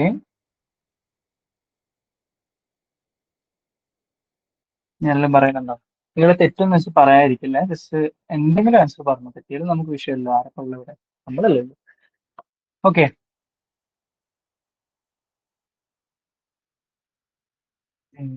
Okay. അപ്പൊ എന്താ ചോദിച്ചിരിക്കുന്നത്? So not mandatory എന്ന് ചോദിച്ചിരിക്കുന്നത്. Not അവിടെ highlight ചെയ്തിട്ടുണ്ട് കേട്ടോ, അല്ലെങ്കിൽ ബോൾഡ് ആക്കി ഇട്ടിട്ടുണ്ട്. ബോൾഡ് അല്ല, ക്യാപിറ്റൽ ഇട്ടിട്ടുണ്ട്. ഇപ്പൊ എന്താ ചോദിച്ചിരിക്കുന്നത്? ഒരു society registration act, societies registration ആക്ടിന്റെ അണ്ടറിൽ നമ്മൾ രജിസ്റ്റർ ചെയ്യുന്ന സമയത്ത് മാൻഡറ്ററി ആയിട്ട് വേണ്ടാത്തത് എന്തൊക്കെയാണെന്ന് ചോദിച്ചിരിക്കുന്നത്, അല്ലെങ്കിൽ നിർബന്ധമായും നമ്മൾ ഹാജരാക്കേണ്ടതായിട്ടുള്ളതല്ലാത്ത, ഓക്കെ, നമുക്ക് വേണ്ടാത്ത അല്ലെങ്കിൽ ആ സമയത്ത് അത് വെക്കേണ്ട, ഈ ഒരു ഡോക്യുമെന്റ് അവിടെ വെക്കേണ്ടതായിട്ടില്ല എന്നുള്ള സംഭവം ഏതാണെന്നാ ചോദിച്ചിരിക്കുന്നത്. നോക്കിക്കേ, മെമ്മറാൻഡം ഓഫ് അസോസിയേഷൻ എന്തായാലും നമ്മൾ വെക്കണ്ടേ? നമ്മളിപ്പോഴും പറയുന്ന സാധനം, മസ്റ്റ് ആയിട്ട് നമ്മൾ വെക്കേണ്ട സംഭവമാണ് മെമ്മറാൻഡം ഓഫ് അസോസിയേഷൻ. നമ്മുടെ ഓർഗനൈസേഷനുമായിട്ട് ബന്ധപ്പെട്ടിട്ടുള്ള അടിസ്ഥാന വിവരങ്ങൾ ഉൾക്കൊള്ളുന്നതായിരിക്കും മെമ്മറാൻഡം ഓഫ് അസോസിയേഷൻ ഉണ്ടായിരിക്കുക. അതെന്തായാലും അവിടെ വരേണ്ടതാണ്. ഗവേണിംഗ് ബോഡി ലിസ്റ്റ്, ആരൊക്കെയാണ് ഈ ഒരു പരിപാടി നടത്തുന്നത്, അല്ലെങ്കിൽ ആരൊക്കെയാണ് ഈ ഒരു സ്ഥാപനം സൊസൈറ്റി തുടങ്ങാൻ പോകുന്നത് എന്നുള്ള ഒരു സംഭവം അതിൽ വേണ്ടേ? ഗവേണിംഗ് ബോഡി ആരാണ് വരുന്നത് എന്നുള്ളൊരു സംഭവം നമ്മൾ എന്തായാലും അവിടെ ഹാജരാക്കണം. ക്ലിയർ സ്റ്റേറ്റ്മെന്റ് ഓഫ് ഒബ്ജക്റ്റീവ്സ്, എന്തിനു വേണ്ടിയിട്ടാണ് ഇങ്ങനെ ഒരു സ്ഥാപനം വരുന്നത് എന്നുള്ളത് നമ്മൾ വെക്കേണ്ട. നിങ്ങൾ ഈ ക്ലിയർ സ്റ്റേറ്റ്മെന്റ് ഓഫ് ഒബ്ജക്റ്റീവ്സ്, ഇത് മൂന്ന് നിങ്ങൾക്ക് ആക്ച്വലി നിങ്ങൾക്ക് അല്ലാതെ തന്നെ കിട്ടുന്ന ഒരു സംഭവം അല്ലേ? നമ്മളൊരു പരിപാടി തുടങ്ങാൻ പോവാ, എന്തിനാണ് തുടങ്ങുന്നത് എന്നുള്ളൊരു ബേസിക് സംഭവം ഇല്ലേ? അതാണ് ക്ലിയർ സ്റ്റേറ്റ്മെന്റ് ഓഫ് ഒബ്ജക്റ്റീവ്സ്. നമ്മൾ എന്തിനു വേണ്ടിയിട്ട് ഈ ഒരു സൊസൈറ്റി തുടങ്ങുന്നു എന്നുള്ളൊരു സംഭവം അല്ലേ പറയുന്നത്. അപ്പൊ സ്റ്റേറ്റ്മെന്റ് ഓഫ് ഒബ്ജക്റ്റീവ്സ് എന്തായാലും വെക്കണം. ഇനി ഗവേണിംഗ് ബോഡി ലിസ്റ്റിൽ തന്നെ നമ്മൾ പറയുന്നത് 7 മെമ്പേഴ്സിന്റെ അഡീഷണൽ റിക്വയർമെന്റ് ഒക്കെ ആയിട്ട് പറയുന്നുണ്ട്. അപ്പൊ നിങ്ങൾ വീഡിയോ കണ്ട് മനസ്സിലാക്കിയിട്ടുണ്ടാവും വിചാരിക്കുന്നു. 7 മെമ്പേഴ്സ് എന്തായാലും ഉണ്ടായിരിക്കണം, അങ്ങനെ കുറെ സംഭവങ്ങളൊക്കെ പറയുന്നുണ്ട്. ഇപ്പൊ മെമ്മറാണ്ടം ഓഫ് അസോസിയേഷൻ വേണം, ഗവേണിംഗ് ബോഡി ലിസ്റ്റ് വേണം, ക്ലിയർ സ്റ്റേറ്റ്മെന്റ് ഓഫ് ഒബ്ജക്റ്റീവ്സ് വേണം. മിനിമം ക്യാപിറ്റൽ ഇൻവെസ്റ്റ്മെന്റ് റിക്വയർമെന്റ് നമ്മൾ എന്ത് ചെയ്യേണ്ടതായിട്ടില്ല, സൊസൈറ്റി രജിസ്ട്രേഷൻ ആക്ടിന്റെ അണ്ടറിൽ രജിസ്റ്റർ ചെയ്യുന്ന സമയത്ത് നമ്മൾ കാണിക്കേണ്ടതായിട്ടില്ല. ക്ലിയർ ആണോ പറഞ്ഞിരിക്കുന്നത്? MOA വേണം, പിന്നെ അതേപോലെ തന്നെ ഗവേണിംഗ് ബോഡി ലിസ്റ്റ് വേണം, ക്ലിയർ സ്റ്റേറ്റ്മെന്റ് ഓഫ് ഒബ്ജക്റ്റീവ്സ് വേണം. ഓക്കെ, ശരി. ക്ലിയർ ആണോ പറഞ്ഞിരിക്കുന്നത്? ക്ലിയർ ആണ്, തംസ് ഇടാവോ?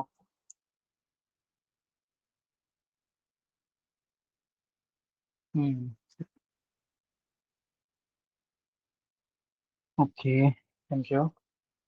അടുത്ത് നോക്കിക്കേ. In the Trust Act, the individual who holds property for the benefit of another is known as. അതായത് മറ്റൊരാളുടെ ബെനിഫിറ്റിന് വേണ്ടിയിട്ട് പ്രോപ്പർട്ടി ഹോൾഡ് ചെയ്യുന്ന ആ ഒരു വ്യക്തിനെ എന്താണ് ട്രസ്റ്റ് ആക്ടിൽ പറയുന്നത് ചോദിച്ചത്? Individual who holds the property for the benefit of another.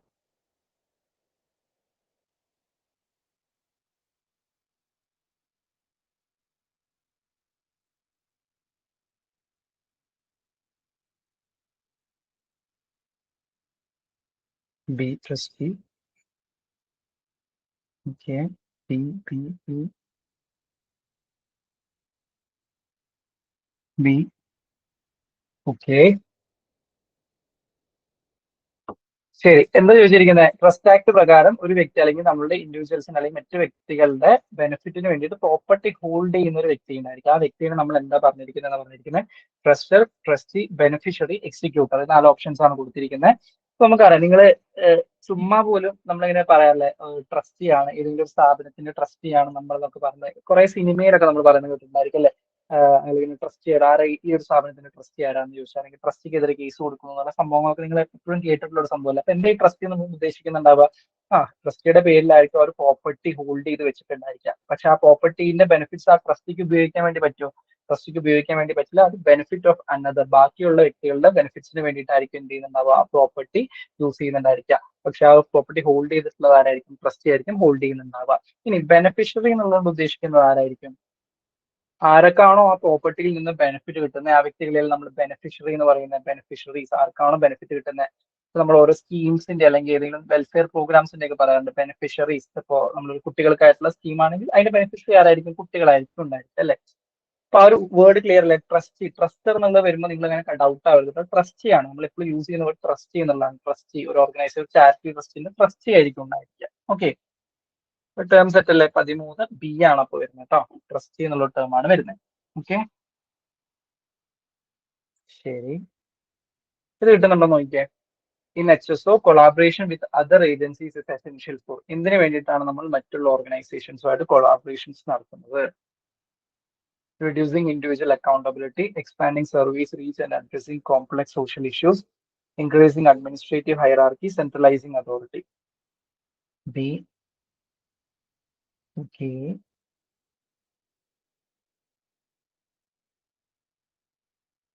B. നിങ്ങളുടെ പേര് ഞാൻ പ്രൊണൗൺസ് ചെയ്യുന്നത് കറക്റ്റ് ആണോ എന്ന് എനിക്കറിയില്ല, എന്നാൽ പോലും സഹിക്കുക. തെറ്റാണെങ്കിൽ ജസ്റ്റ് ഒന്ന് പറയണേ. സി. സ്വതാബി സി വന്നിട്ടുണ്ട്. ഇടയ്ക്ക് ഇങ്ങനെ വെറൈറ്റി വേറെ വേറെ ഉത്തരങ്ങൾ പറയും. രസമുള്ള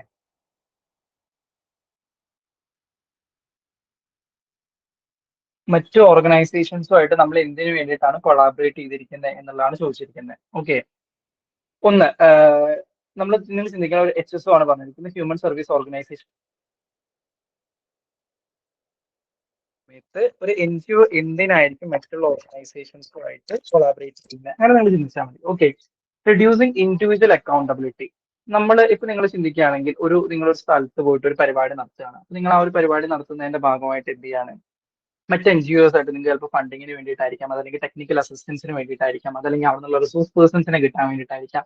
ഇതിനൊക്കെ വേണ്ടിയിട്ട് നമ്മൾ എന്ത് ചെയ്യുന്നുണ്ടാവും? വേറെ NGOs ഒക്കെ ആയിട്ട് മേ ബി കൊളാബറേറ്റ് ചെയ്യുന്നുണ്ടായിരിക്കും, അല്ലെങ്കിൽ ലോക്കൽ ആക്സസ് കിട്ടാൻ വേണ്ടിയിട്ടായിരിക്കും ഒക്കെ നമ്മൾ ചെയ്യുന്നുണ്ടായിരിക്കും അല്ലെ? അപ്പൊ ഇത്തരം കൊളാബറേറ്റ് ചെയ്യുന്ന സമയത്ത് നമ്മൾ എന്തിനാണ് അത് ചെയ്യുന്നത്? ആക്ച്വലി അവിടെയുള്ള സർവീസ് റീച്ച് കൂട്ടാൻ വേണ്ടിയിട്ടാണ്, അല്ലെങ്കിൽ അവിടുത്തെ കോംപ്ലക്സ് സോഷ്യൽ ഇഷ്യൂ. നിങ്ങളൊരു സ്ഥലത്ത് ചെന്നു, ആ സ്ഥലത്ത് ചെന്ന് ആ ഒരു അവിടെ പ്രത്യേകിച്ച് പെർട്ടിക്കുലർ പ്രശ്നം നടക്കുന്നുണ്ട്. നിങ്ങൾക്ക് ചിലപ്പോൾ എന്താണ് അവിടുത്തെ ആ ഒരു ഇഷ്യൂ നിങ്ങൾക്ക് ഒറ്റയ്ക്ക് ഹാൻഡിൽ ചെയ്യാൻ പറ്റുന്നതായിരിക്കണമെന്നില്ല. ആ സമയത്ത് എന്താണ് നിങ്ങൾക്ക് കുറച്ചും കൂടെ ആ ഒരു ഏരിയയിൽ അല്ലെങ്കിൽ ആ ഒരു പെർട്ടിക്കുലർ കോമ്പണൻസ് ഓഫ് ഇഷ്യൂട് ഫോക്കസ് ചെയ്യുന്ന മറ്റ് എൻ ജി ഒസിനെയും കൂടെ നിങ്ങൾക്ക് എന്ത് ചെയ്യാൻ വേണ്ടി പറ്റും? കൊളാബറേറ്റ് ചെയ്യാൻ വേണ്ടിയിട്ട് പറ്റും അല്ലെ? അതേപോലെ തന്നെ നിങ്ങൾക്ക് സർവീസ് കിട്ടും, അല്ലെങ്കിൽ അവരുടെ റീച്ച് എക്സ്പാൻഡ് ചെയ്യാന്ന് വിചാരിക്കും. ഇപ്പൊ കൂടുതൽ ഏരിയാസ് നമുക്കറിയാം, ഒരു ലോക്കൽ ഏരിയയിൽ നിങ്ങൾ സെല്ലാണ്. അപ്പൊ നിങ്ങൾക്ക് ചിലപ്പോൾ നിങ്ങളൊരു പുതിയ എൻ ജി ഒ ആയിട്ട് അവിടെ ചെല്ലുന്ന സമയത്ത് എന്താ നിങ്ങളെ അവർ രണ്ട് കൈയിലേക്ക് സ്വീകരിക്കണം എന്നുണ്ടോ? ഇല്ല, അത് നിങ്ങളെ ടോട്ടലി അറിയ പോലും ഉണ്ടായിരിക്കില്ല. അപ്പൊ നമ്മൾ എന്താവുക, ആദ്യത്തെ സ്പേസിലൊക്കെ ചെയ്യുന്നുണ്ടാവുക അവിടെ ലോക്കലി പ്രവർത്തിച്ചുകൊണ്ടിരിക്കുന്ന എൻ ജി ഒസ് ഏതാണെന്ന് മനസ്സിലാക്കിയിട്ട് അവരുമായിട്ട് കൊളാബറേറ്റ് ചെയ്തിട്ടായിരിക്കും നമ്മൾ ആദ്യം ആ ഒരു പെർട്ടിക്കുലർ കമ്മ്യൂണിറ്റിയിലേക്ക് ആക്സസ് ഒക്കെ ഉണ്ടാക്കി നേടിയെടുക്കുന്നുണ്ടാവും അല്ലെ? ബേസിക്കലി നമ്മൾ കൊളാബറേഷൻ എന്തിനു വേണ്ടിയിട്ട് ചെയ്യുന്നത്? Expanding service reach and addressing complex issues. Complex ആയിട്ടുള്ള ഇഷ്യൂസ് ഉണ്ട്, അപ്പൊ അത് നമുക്ക് ഒറ്റയ്ക്ക് അഡ്രസ് ചെയ്യാൻ പറ്റുന്നില്ല. അപ്പൊ അത് അഡ്രസ് ചെയ്യാൻ വേണ്ടിയിട്ടും സർവീസ് റീച്ച് കൂട്ടാനൊക്കെ വേണ്ടിയിട്ടായിരിക്കും നമ്മൾ ചെയ്യുന്നുണ്ടായിരിക്കുക. ഇനി അഡ്മിനിസ്ട്രേറ്റീവ് ഹൈറാർക്കി കൂട്ടാൻ വേണ്ടിയിട്ട് നമുക്കറിയാം, ഒരു അല്ലെങ്കിൽ ഒരു ഇപ്പോ അങ്ങനെയാണ് സി എന്ന് പറയുന്ന ആൻസർ വന്നിട്ടുണ്ടായിരുന്നത്. Increasing administrative hierarchy. Administrative hierarchy കൂട്ടുക എന്നുകൊണ്ട് എന്താ ഉദ്ദേശിക്കുന്നത്? അതായത് അതിന്റെ ഉള്ളിൽ കുറച്ചും കൂടെ സ്ട്രെങ്തൻ ആയിട്ട്, ഇപ്പൊ നമ്മൾ രണ്ട് എൻ ജി ഒസ് തമ്മിൽ കൊളാബറേറ്റ് ചെയ്യുന്ന സമയത്ത് അവരുടെ ഹൈറാർക്കിയിൽ എന്തെങ്കിലും മാറ്റങ്ങൾ വരുന്നുണ്ടായിരിക്കും. നിങ്ങൾ ചോദിക്കുക, നിങ്ങൾ കൊളാബറേറ്റ് ചെയ്യില്ല ചെയ്യുന്നത്, നിങ്ങൾ മെർജ് ചെയ്തിട്ട് ഒന്നാവുന്നില്ല, അല്ലെങ്കിൽ നിങ്ങൾ രണ്ടുപേരും കൂടെ എന്താ പറയുക, രണ്ട് എൻ ജി ഒ രണ്ട് എൻ ജി ഒ കൂടെ കൂട്ടിച്ചേർന്ന് ഒന്നായിട്ട് മാറുന്നില്ലല്ലോ. നിങ്ങൾ കൊളാബറേറ്റ് ഒരു പെർട്ടിക്കുലർ പരിപാടി ചെയ്യാൻ വേണ്ടിയിട്ട് നമ്മൾ രണ്ടുപേരും കൂടെ കൈകോർത്ത് മുന്നോട്ട് പോകുന്നു, അത്രേ ഉള്ളൂ അതിനകത്ത് അല്ലെ? ആ പെർട്ടിക്കുലർ പരിപാടി കഴിഞ്ഞാൽ നിങ്ങൾ രണ്ട് സെപ്പറേറ്റ് എൻ ജി ഒസ് ആവുന്നുണ്ടായിരിക്കും, നിങ്ങൾ തമ്മിൽ യാതൊരുവിധ ബന്ധവുമില്ല. അപ്പൊ ഈ ഒരു പരിപാടിക്ക് വേണ്ടിയിട്ട് നിങ്ങൾ അങ്ങോട്ടും ഇങ്ങോട്ടും പങ്കാളികളാവുന്നു, അത്ര മാത്രമേ ചെയ്യുന്നത്. അപ്പൊ ആ സമയത്ത് നമ്മുടെ അഡ്മിനിസ്ട്രേറ്റീവ് ഹൈറാർക്കിയിൽ മാറ്റം അല്ലെങ്കിൽ ഇൻക്രീസ് കൂടാനുള്ള ചാൻസസ് ഉണ്ടോ? അല്ലെങ്കിൽ ഹൈറാർക്കിയൽ പവേഴ്സ് കൂടുന്നു, അല്ലെങ്കിൽ വ്യക്തികളുടെ എണ്ണം കൂടുന്നോ, അല്ലെങ്കിൽ ടോപ്പ് ലെവൽ എംപ്ലോയീസ് അല്ലെങ്കിൽ ആളുകളുടെ എണ്ണം കൂടുന്നു, അങ്ങനെ വരാനുള്ള chances comparative less. Best suitable answer എപ്പോഴും ആയിരിക്കും വരുന്നുണ്ടാവുക expanding service reach and addressing complex issues എന്നുള്ള സംഭവമായിരിക്കും വരുന്നുണ്ടായിരിക്കാം. ഓക്കെ, ഇനി കൊളാബറേഷൻ വരുന്ന സമയത്ത് എങ്ങനെയെങ്കിലും സെൻട്രലൈസിങ് അതോറിറ്റി ഒക്കെ വരുന്നുണ്ടോ? ഇല്ല. കുറെ ഇപ്പോൾ ഒരു 10 എൻ ജി ഒസ് തമ്മിൽ കൊളാബറേറ്റ് ചെയ്തു, അവിടെ ഒരു അതോറിറ്റി സെൻട്രലൈസിങ് വരുന്നു, അങ്ങനെ നമുക്ക് പറയാൻ പറ്റില്ല. ഏറ്റവും സ്യൂട്ടബിൾ ആയിട്ട് വരുന്ന ഏതാ? Expanding service reach and addressing complex social issues. Clear ആണോ പറഞ്ഞിരിക്കുന്നത്? ക്ലിയർ ആണോ? ഓക്കെ, ഓക്കെ, ശരി. അടുത്ത ക്വസ്റ്റ്യൻ നോക്കിയേ. CSWB functions as an apex body for welfare of women and children. CSWB operates under the Ministry of Women and Child Development.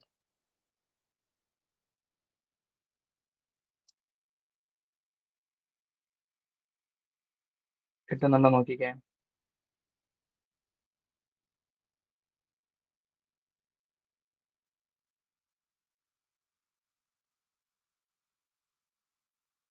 Assertion reason ആണ് പറഞ്ഞിരിക്കുന്നത്.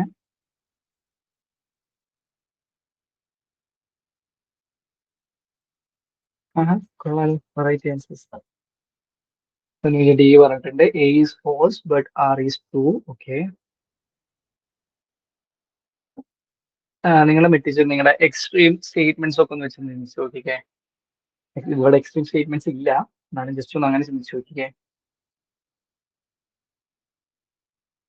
C പറഞ്ഞിട്ടുണ്ട്, A true, R false എന്ന് പറഞ്ഞിട്ടുണ്ട്. Ministry of women and child development അല്ല എന്നാണ് പറഞ്ഞിരിക്കുന്നത്. Majority C ആണോ? Majority C ആണോ?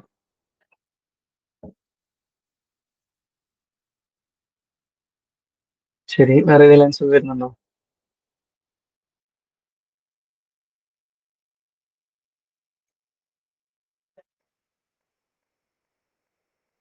Central social welfare board. B പറയുന്നുണ്ട്. Okay, B both A and R true but R does not explain A.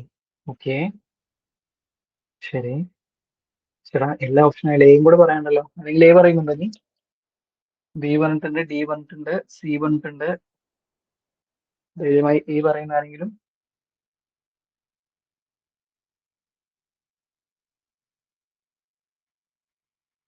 Okay, central social welfare board.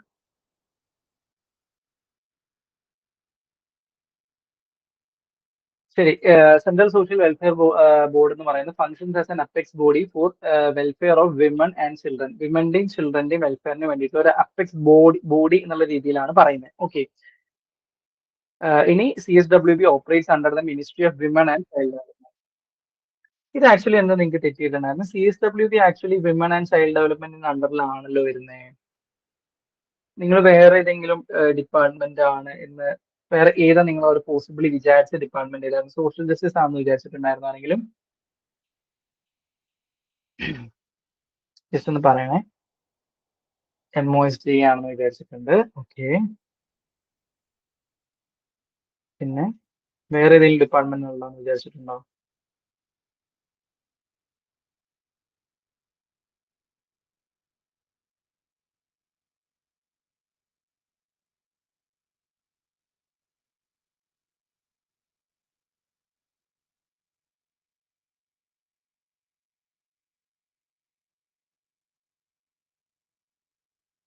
MOSD മാത്രമേ വിചാരിച്ചിട്ടുള്ളൂ എല്ലാവരും? എല്ലാവരും അങ്ങനെയാണോ വിചാരിച്ചത്? MOSDന്റെ അണ്ടറിലാണെന്നാണോ വിചാരിച്ചിട്ടുണ്ടായിരുന്നത്?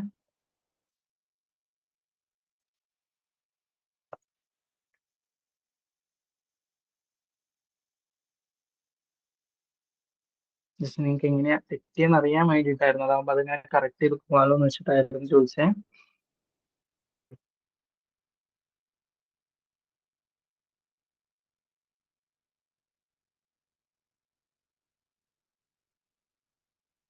ശരി. ഓക്കെ. അപ്പോ ഇപ്പൊ ഓർത്ത് വെച്ചു, സെൻട്രൽ സോഷ്യൽ വെൽഫെയർ ബോർഡ് എന്ന് പറയുന്നത് ministry of women and child ഡെവലപ്മെന്റിന്റെ അണ്ടറിലാണ് വരുന്നത്. അത് എന്തിന്റെ അണ്ടറിലല്ല ആക്ച്വലി വരുന്നത്? MOSDന്റെ അണ്ടറിലല്ല, സോഷ്യൽ ജസ്റ്റിസ് ആൻഡ് സോഷ്യൽ ജസ്റ്റിസിന്റെ അണ്ടറിലല്ല വരുന്നത്. അത് ആക്ച്വലി എന്തിന്റെ അണ്ടറിലാണ് വരുന്നത്? വിമൻ ആൻഡ് ചൈൽഡ് ഡെവലപ്മെന്റിന്റെ അണ്ടറിലാണ് വരുന്നത് കേട്ടോ. സോ ആ റീസൺ കറക്റ്റ് ആണെങ്കിൽ തന്നെ നമുക്ക് എന്ത് ചെയ്യാൻ വേണ്ടി പറ്റും?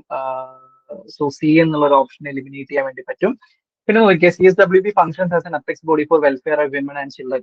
ഇത് ആക്ച്വലി ഈ ചോദ്യം വന്നിട്ടുണ്ടായിരുന്ന സമയത്ത് ഇതിന്റെ കീ ആയിട്ട് കൊടുത്തിട്ടുണ്ടായിരുന്ന booth A and R are true and R explains A എന്നുള്ളൊരു സംഭവമായിരുന്നു കൊടുത്തിട്ടുണ്ടായിരുന്നത് കേട്ടോ. ഇത് ആക്ച്വലി ഇങ്ങനെ പറയുന്നത് വെച്ച് കഴിഞ്ഞാൽ ഇതൊരു നമുക്ക് ഇങ്ങനെ അനലൈസ് ചെയ്യാൻ വേണ്ടി പറ്റും. CSWB എന്ന് പറയുന്നത് women and welfare of women and children എന്നുള്ള ഒരു എക്സ്ക്ലൂസീവ് അല്ലെങ്കിൽ ഒരു എന്താ പറയാ എക്സ്ട്രീം സ്റ്റേറ്റ്മെന്റ് ആയിട്ടല്ല കൊടുത്തിരിക്കുന്നത്. വിമൻ ആൻഡ് ചിൽഡ്രനെ മാത്രം ഫോക്കസ് ചെയ്തുകൊണ്ടിട്ടുള്ള ഒരു സംഭവം എന്നല്ല പറഞ്ഞിരിക്കുന്നത്. എന്താണ് വിമൻ ആൻഡ് ചിൽഡ്രൻ വെൽഫെയറിന് വേണ്ടിയിട്ടുള്ള ഒരു അപ്പെക്സ് ബോഡി ആണ് എന്നുള്ള സംഭവമായിരുന്നു. എന്നാൽ പോലും ഇന്ന് ആ ഒരു ക്വസ്റ്റ്യൻ വന്ന സമയത്ത് ഈ അപ്പെക്സ് ബോഡി എന്നുള്ള ടേം കുറെ പേര് ഡൗട്ട് ചെയ്തിട്ടുണ്ടായിരുന്നു. അപ്പെക്സ് ബോഡി ആണോ, അത് വേറെ ഏതെങ്കിലും അപ്പെക്സ് ബോഡീസ് ഉണ്ടോ എന്നുള്ളത്. പക്ഷെ ആക്ച്വലി ഇതിന്റെ കീ വന്ന സമയത്ത് എങ്ങനെയായിരുന്നു? A and R are true and R explains A എന്നുള്ള രീതിയിലാണ് വന്നിട്ടുണ്ടായിരുന്നത്. അപ്പൊ അങ്ങനെ ചിന്തിക്കുന്ന സമയത്ത് എന്താണ്? CSWB എന്ന് പറയുന്ന അപ്പെക്സ് ബോഡി ആണ്, അത് വെൽഫെയർ ഓഫ് വിമൻ ആൻഡ് ചിൽഡ്രന് വേണ്ടിയിട്ടുള്ളതാണെന്ന് പറഞ്ഞിട്ടുണ്ട്. അത് എന്തുകൊണ്ടാണ്? അപ്പൊ അതിന്റെ റീസൺ ആയിട്ട് പറയുന്നത് എന്താ? Ministry of women and child development അണ്ടറിലാണ്. Ministry of women and child development അണ്ടറിലാണെങ്കിൽ സ്വാഭാവികമായിട്ടും അത് ആരുടെ വെൽഫെയറിന് വേണ്ടിയിട്ടായിരിക്കും? വിമൻ ആൻഡ് ചിൽഡ്രന്റെ വെൽഫെയറിന് വേണ്ടിയിട്ടാണ് വരുന്നത്. ഓക്കെ. ഇനി നോക്കുക, സെൻട്രൽ സോഷ്യൽ വെൽഫെയർ ബോർഡിന്റെ അണ്ടറിൽ ഇപ്പൊ വിമൻ ആൻഡ് ചിൽഡ്രന് മാത്രമുള്ള പ്രോഗ്രാംസ് അല്ല വരുന്നത്. അപ്പൊ അങ്ങനെ ഒരു സ്റ്റേറ്റ്മെന്റ് വരാം, it is only for women and children എന്ന് പറഞ്ഞു കഴിഞ്ഞാൽ എന്താണ്? അത് ഒരു എക്സ്ട്രീം സ്റ്റേറ്റ്മെന്റ് ആവും. അങ്ങനെ പറഞ്ഞു കഴിഞ്ഞാൽ അത് തെറ്റാനുള്ള ചാൻസസ് കൂടുതലാണ് കേട്ടോ. അപ്പൊ അതും കൂടെ നിങ്ങൾ എന്ത് ചെയ്യാൻ വേണ്ടി ശ്രമിക്കുക? ഇതിന്റെ കൂടെ മനസ്സിലാക്കാൻ വേണ്ടി ശ്രമിക്കുക. ഓക്കെ. അപ്പൊ അതിന്റെ കീ ഇങ്ങനെയായിരുന്നു വന്നിട്ടുണ്ടായിരുന്നത്. Both A and R are true and R explains A എന്നുള്ള സംഭവമാണ് വരുന്നത് കേട്ടോ. ഈ ക്വസ്റ്റ്യനിൽ എന്തെങ്കിലും ഫർദർ ഡൗട്ട് ഉണ്ടെങ്കിൽ നിങ്ങൾ ചോദിക്കുക. ഈ ഇൻകോൾ ആണെങ്കിലോ അല്ലെങ്കിൽ ഇനി ഇത് കഴിഞ്ഞിട്ട് ഇപ്പൊ ഈ സെഷൻ കഴിഞ്ഞിട്ടാണ് നിങ്ങൾക്ക് എന്തെങ്കിലും ക്ലാരിഫിക്കേഷൻ ഫർദർ വേണ്ടതെന്നുണ്ടെങ്കിലും ആ സമയത്ത് ത്രൂ കോർഡിനേറ്റർ നിങ്ങൾ ചോദിക്കാൻ വേണ്ടി ശ്രമിക്കുക കേട്ടോ. ഓക്കെ. ശരി. അടുത്ത ക്വസ്റ്റ്യൻ നോക്കിക്കേ. Which of the following is not performed by state social welfare board SSWB? Not performed എന്നാണ് ചോദിച്ചിരിക്കുന്നത്. ശ്രദ്ധിക്കണേ, പെർഫോംഡ് എന്നല്ല ചോദിച്ചിരിക്കുന്നത്.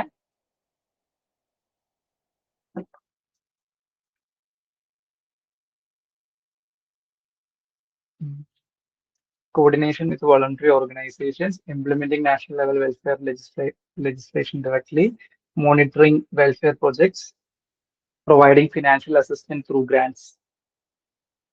B. Okay. ശ്രദ്ധിക്കാൻ, നോട്ട് പെർഫോംഡ് എന്നാട്ടോ ചോദിച്ചിരിക്കുന്നത്. ഏതാണ് പെർഫോം ചെയ്യാത്തത് എന്നാണ് ചോദിച്ചിരിക്കുന്നത്. State social welfare board perform ചെയ്യാത്തത് ഏതാണെന്നാണ് ചോദിച്ചിരിക്കുന്നത്. ബി. ലിനു സുബിച്ചൻ. ഓക്കെ. വേറെ ആരെങ്കിലും ആൻസർ പറയുന്നുണ്ടോ? ചുമ്മാ നിങ്ങൾ ഏതെങ്കിലും ഒരു ആൻസർ പറയാൻ വേണ്ടി ശ്രമിക്കണേ. ബി. സാവിത്രി. ഓക്കെ. ജസ്റ്റ് ഒന്ന് ചിന്തിച്ചു നോക്കിയ, സ്റ്റേറ്റ് സോഷ്യൽ വെൽഫെയർ ബോർഡ് ആണ്. ലിനു ഡിയിലേക്ക് പോയിട്ടുണ്ട്. ഓക്കെ. ഡി. ഓക്കെ. ശരി. എ പറയുന്നുണ്ട്. J. State social welfare board perform ചെയ്യാത്ത ഫംഗ്ഷൻ ഏതാണെന്നാണ് ചോദിച്ചിരിക്കുന്നത്. പെർഫോം ചെയ്യാത്ത ഫംഗ്ഷൻ ഏതാണ്? കോർഡിനേഷൻ വിത്ത് വളണ്ടറി ഓർഗനൈസേഷൻസ് ആണോ? വളണ്ടറി ഓർഗനൈസേഷൻസ് ആയിട്ട് കോർഡിനേറ്റ് ചെയ്യുന്നു. National level welfare legislations directly implement ചെയ്യുന്നു, നേരിട്ട് നടത്തുന്നു. നാഷണൽ ലെവലിൽ കേട്ടോ. മോണിറ്ററിംഗ് വെൽഫെയർ പ്രൊജക്ട്സ് മോണിറ്റർ ചെയ്യുന്നു. Providing financial assistance through grants വഴി ഫിനാൻഷ്യൽ അസിസ്റ്റൻസ് കൊടുക്കുന്നു. A B. എന്താ എ ബി ഒക്കെ? ഓപ്ഷൻ ആണോ ഞാൻ ചൂസ് ചെയ്യാനാ?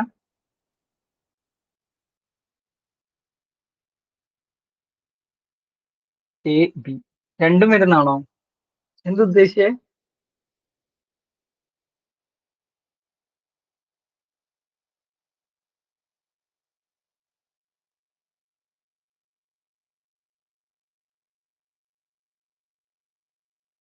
ഓക്കെ, അത് കുഴപ്പമില്ല.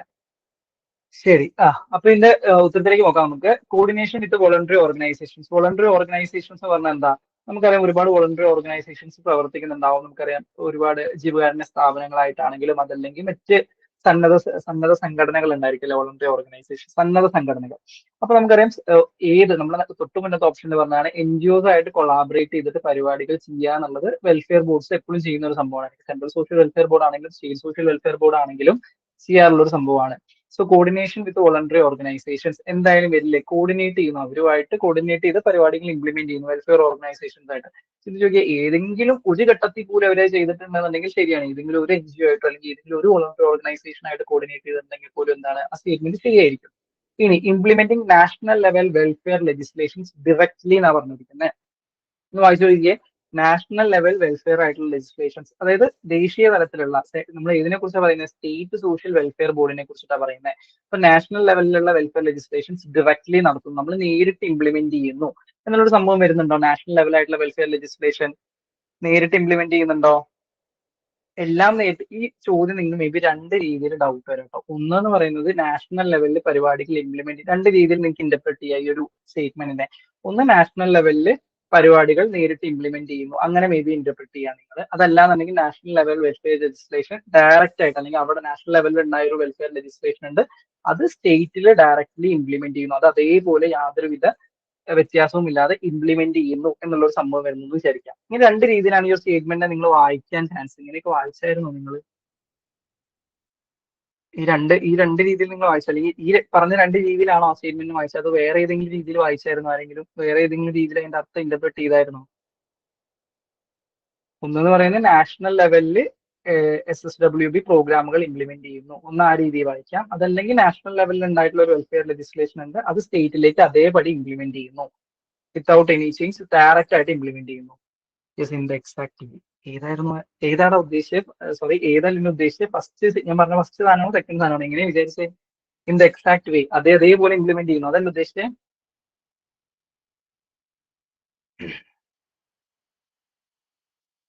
ഓക്കെ, അങ്ങനെ ആയിരിക്കും വിചാരിച്ചെന്ന് വിചാരിക്കുന്നു. ശരി. ഇതിൽ ആക്ച്വലി ഇംപ്ലിമെന്റിംഗ് നാഷണൽ, അതൊരു നോട്ട് ഫംഗ്ഷൻ ആയിട്ട് നമ്മൾ പറയുന്നത് നോ എന്നുള്ള സ്റ്റേറ്റ്മെന്റ് ആണ്. ഇതിന്റെ ആൻസർ ബി തന്നെയാണ് വരുന്നത്. ബി വരുന്ന ഒരു കാരണം എന്താണെന്ന് വെച്ച് കഴിഞ്ഞാൽ നാഷണൽ ലെവൽ വെൽഫെയർ ലെജിസ്ലേഷൻ നമ്മൾ ഡയറക്ട്ലി ഇംപ്ലിമെന്റ് ചെയ്യുക എന്നുള്ള സംഭവം വരുന്നില്ല. അല്ലെങ്കിൽ അതിൽ എന്താണോ പറഞ്ഞിരിക്കുന്നത് അത് അണുവിട ഇളകാതെ ഇംപ്ലിമെന്റ് ചെയ്യുന്ന കേസസ് എപ്പോഴും വരുന്നുണ്ടായിരിക്കില്ല. കാരണം എന്താണെന്ന് വെച്ച് കഴിഞ്ഞാൽ നമുക്കറിയാം ഓരോ സ്റ്റേറ്റിനും അതിൻ്റെതായിട്ടുള്ള മാറ്റങ്ങളുണ്ട്. നാഷണൽ ഒരു പോളിസി പാസ്സാവുന്ന സമയത്ത് എന്താണ് സ്റ്റേറ്റിന് അതിന് വേണ്ടി നമ്മൾ സ്റ്റേറ്റിന്റെ റൂൾസ് ഇറങ്ങുക എന്നുള്ളൊരു സംഭവം നിങ്ങൾ കേട്ടിട്ടുണ്ടാവും. ഇപ്പൊ നിങ്ങളൊരു ഓൾഡ് ഏജ്, ഇപ്പൊ ഒരു ഓൾഡ് ഏജ് ആക്ട് ഉണ്ട്, നമുക്കറിയാലോ, welfare of parents and senior citizen act എന്നുള്ള സംഭവം ഉണ്ട്.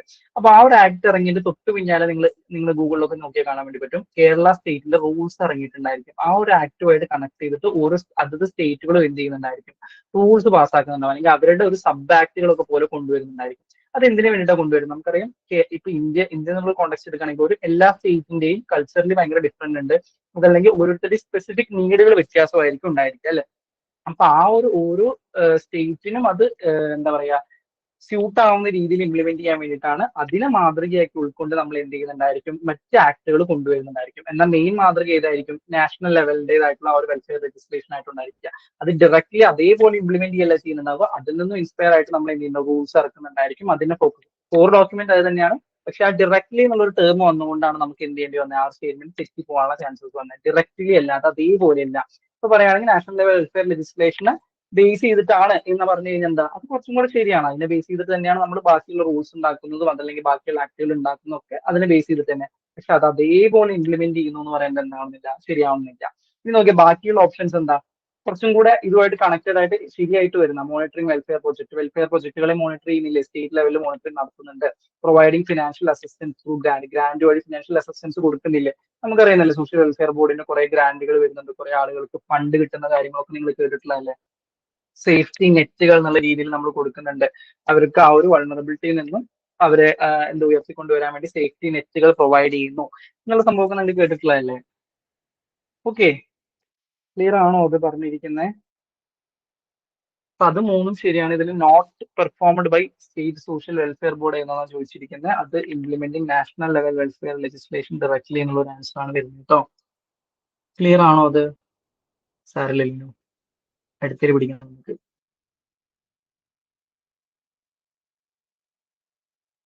ഒരെണ്ണം അല്ലടാ, പോട്ടെ, കുഴപ്പമില്ല. CSW അല്ലേ ഗ്രാന്റ് പ്രൊവൈഡ് ചെയ്യണേ? സെൻട്രൽ സോഷ്യൽ വെൽഫെയർ ബോർഡ് അല്ലേ ഗ്രാന്റ് പ്രൊവൈഡ് ചെയ്യണേ എന്നുള്ളത്? അല്ല, നമുക്ക് അങ്ങനെ പറയാൻ പറ്റില്ല. ഇപ്പൊ നിങ്ങൾ സോഷ്യൽ ജസ്റ്റിസ് ഡിപ്പാർട്ട്മെന്റിന്റെ ഒക്കെ ഗ്രാന്റുകൾ കൊടുക്കാൻ നിങ്ങൾ കേട്ടിട്ടില്ലേ?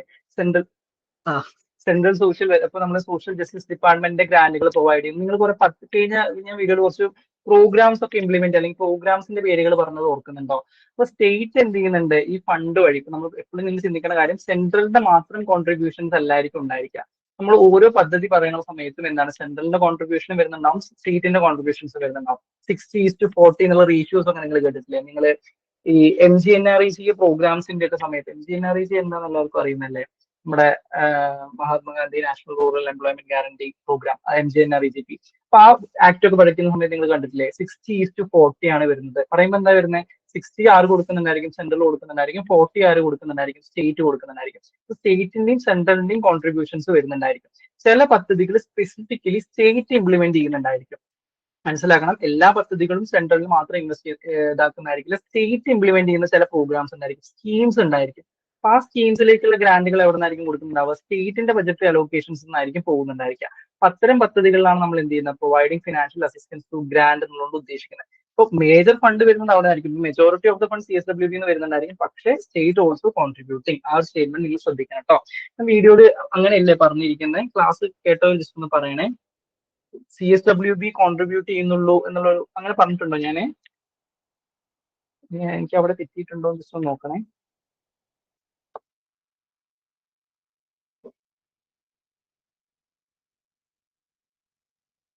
ആണോ? ജസ്റ്റ് ഒന്ന് ആ ഒരു വീഡിയോ ഒന്ന് ക്ലാസ് കഴിഞ്ഞിട്ട് ഞാനൊന്ന് ചെക്ക് ചെയ്യാം, നിങ്ങളൊന്ന് ചെക്ക് ചെയ്തിട്ട് ഒന്ന് ജസ്റ്റ്, അങ്ങനെയാണ് ഞാൻ പറഞ്ഞിരിക്കുന്നത്. സെൻട്രൽ മാത്രമാണ് ഫണ്ട് കോൺട്രിബ്യൂട്ട് ചെയ്യുന്നത്, സ്റ്റേറ്റ് കോൺട്രിബ്യൂട്ടേ ചെയ്യുന്നില്ല എന്നുള്ള സംഭവം ഞാൻ അവിടെ പറഞ്ഞിട്ടുണ്ടെങ്കിൽ ജസ്റ്റ് ഒന്ന് കോർഡിനേറ്ററോട് ഒന്ന് ഇൻഫോം ചെയ്യണേ.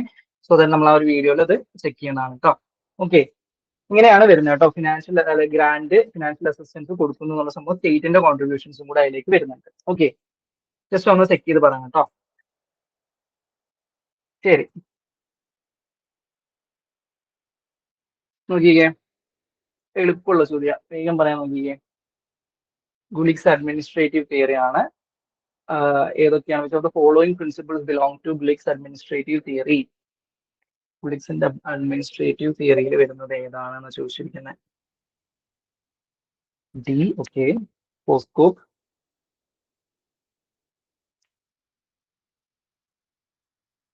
ഡിഗ്രി യൂണിവേഴ്സിറ്റി ഡി പറഞ്ഞിട്ടുണ്ട്.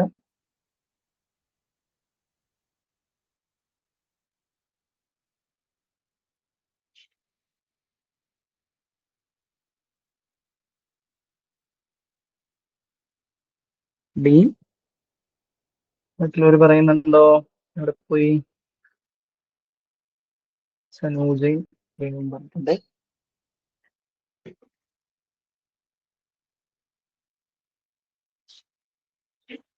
ഓക്കെ, എന്താ ചോദിച്ചിരിക്കുന്നത്? ഗുലിക്സിന്റെ അഡ്മിനിസ്ട്രേറ്റീവ് തിയറി ആണ്. അതിൽ ഏതാണ് അഡ്മിനിസ്ട്രേറ്റീവ് തിയറി എന്നാ ചോദിച്ചിരിക്കുന്നത്? Line and staff principle, span of control, unity of direction, POSDCORB. ഇപ്പൊ നോക്കിയാൽ ആക്ച്വലി എന്താ വരുന്നത്? ഗുലിക്സിന്റെ അഡ്മിനിസ്ട്രേറ്റീവ് തിയറി എന്ന് പറയുന്നത് ഏതാ? പോസ്കോപ്പ് ആണ് വരുന്നത് അല്ലെ? Planning, organising, staffing, directing, coordinating, reporting, budgeting. D തന്നെയാണ് അതിന്റെ കറക്റ്റ് ആൻസർ വരുന്നത്. നോക്കിയാൽ ബാക്കിയുള്ള പ്രിൻസിപ്പിൾസ് ആരുടെയാണെന്നും കൂടി ഒന്ന് പറയാൻ പറ്റുന്നുണ്ടോ നോക്കിയാൽ നിങ്ങൾ? സ്പാൻ ഓഫ് കൺട്രോളും യൂണിറ്റി ഓഫ് ഡയറക്ഷനും ഒക്കെ ആരാ പറഞ്ഞിട്ടുള്ളത് എന്നുള്ളത്?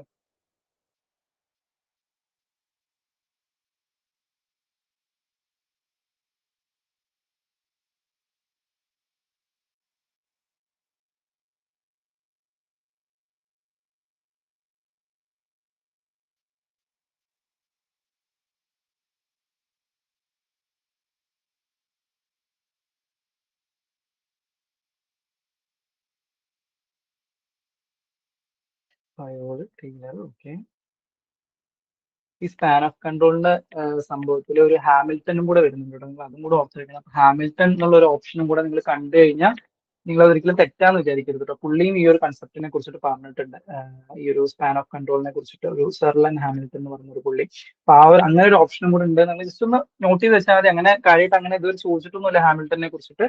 പക്ഷെ അങ്ങനെ ഒരു സംഭവം വരുന്നുണ്ട്. Span of control Hamilton propose ചെയ്തിട്ടുള്ള ഒരു കൺസെപ്റ്റ് ആണെന്നുള്ള രീതിയിൽ ഒരു ടോക്ക് വരുന്നുണ്ട്.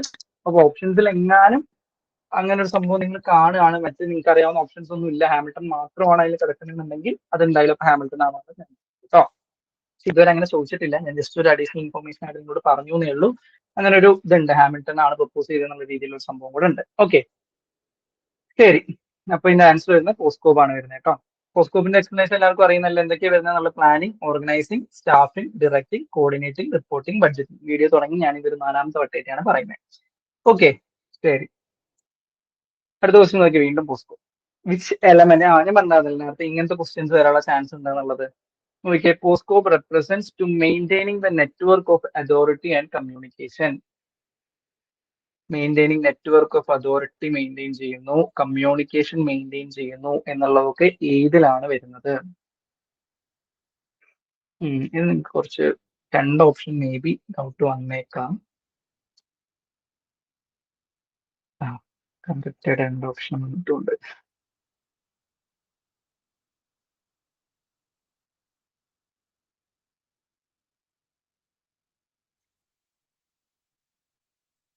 ഏതെങ്കിലും ഓപ്ഷൻസ് ആരെങ്കിലും പറയുന്നുണ്ടോ നോക്കണേ.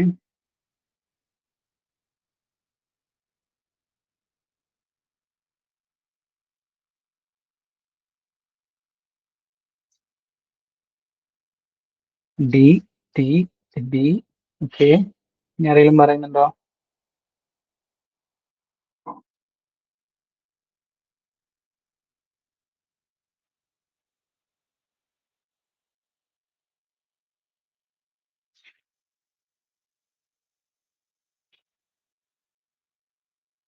ഓക്കെ, ശരി. Actually network of authority and communication വരുന്നത് ഏതിലാണ്? കോർഡിനേറ്റിംഗിലാണ് നമ്മൾ പറയുന്നത് കേട്ടോ. അതായത് കമ്മ്യൂണിക്കേഷൻ, നിങ്ങൾ ആ ഒരു കമ്മ്യൂണിക്കേഷൻ എന്നുള്ളൊരു സംഭവം വരുന്ന സമയത്ത് തന്നെ ചിന്തിക്കേണ്ടതാണ്. കോർഡിനേറ്റ് എഫക്റ്റീവ് ആയിട്ടുള്ള കോർഡിനേഷന്റെ എപ്പോഴും ഒരു മെഷർ ആയിട്ട് നമ്മൾ പറയാം കമ്മ്യൂണിക്കേഷൻ ആണ് കേട്ടോ. അതായത് നമ്മൾ പ്രോപ്പർ ആയിട്ടുള്ള കമ്മ്യൂണിക്കേഷൻ ഉണ്ടെങ്കിൽ കോർഡിനേഷനും ഒരു എന്താ പറയാ, അത് കോർഡിനേഷനിലേക്ക് ലീഡ് ചെയ്യും എന്നുള്ളൊരു ഇതുണ്ട്.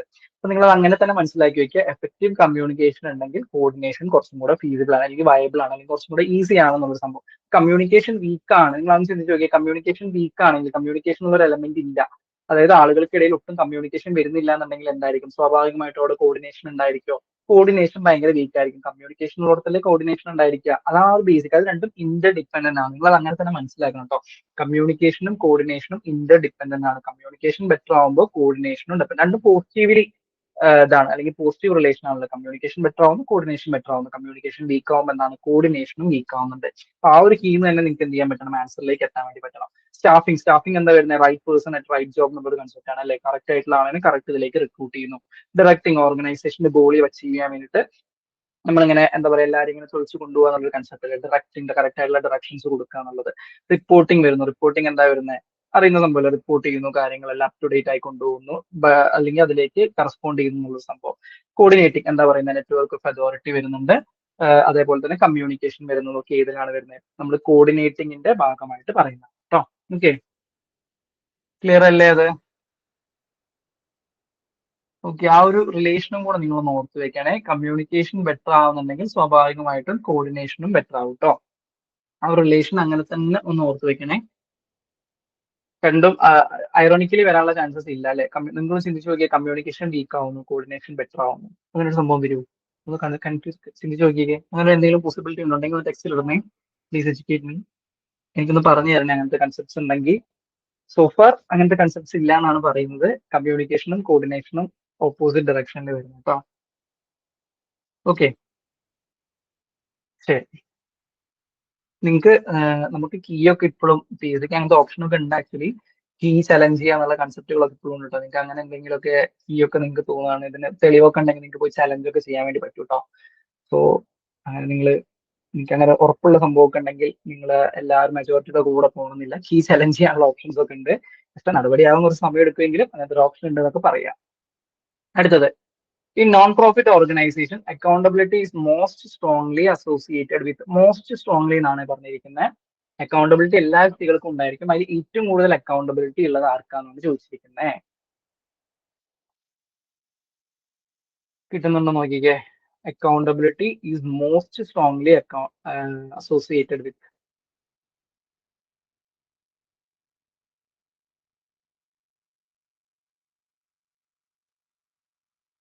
Accountability is most strongly associated with.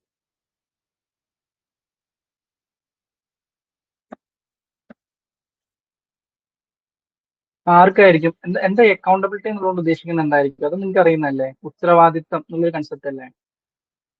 Investors.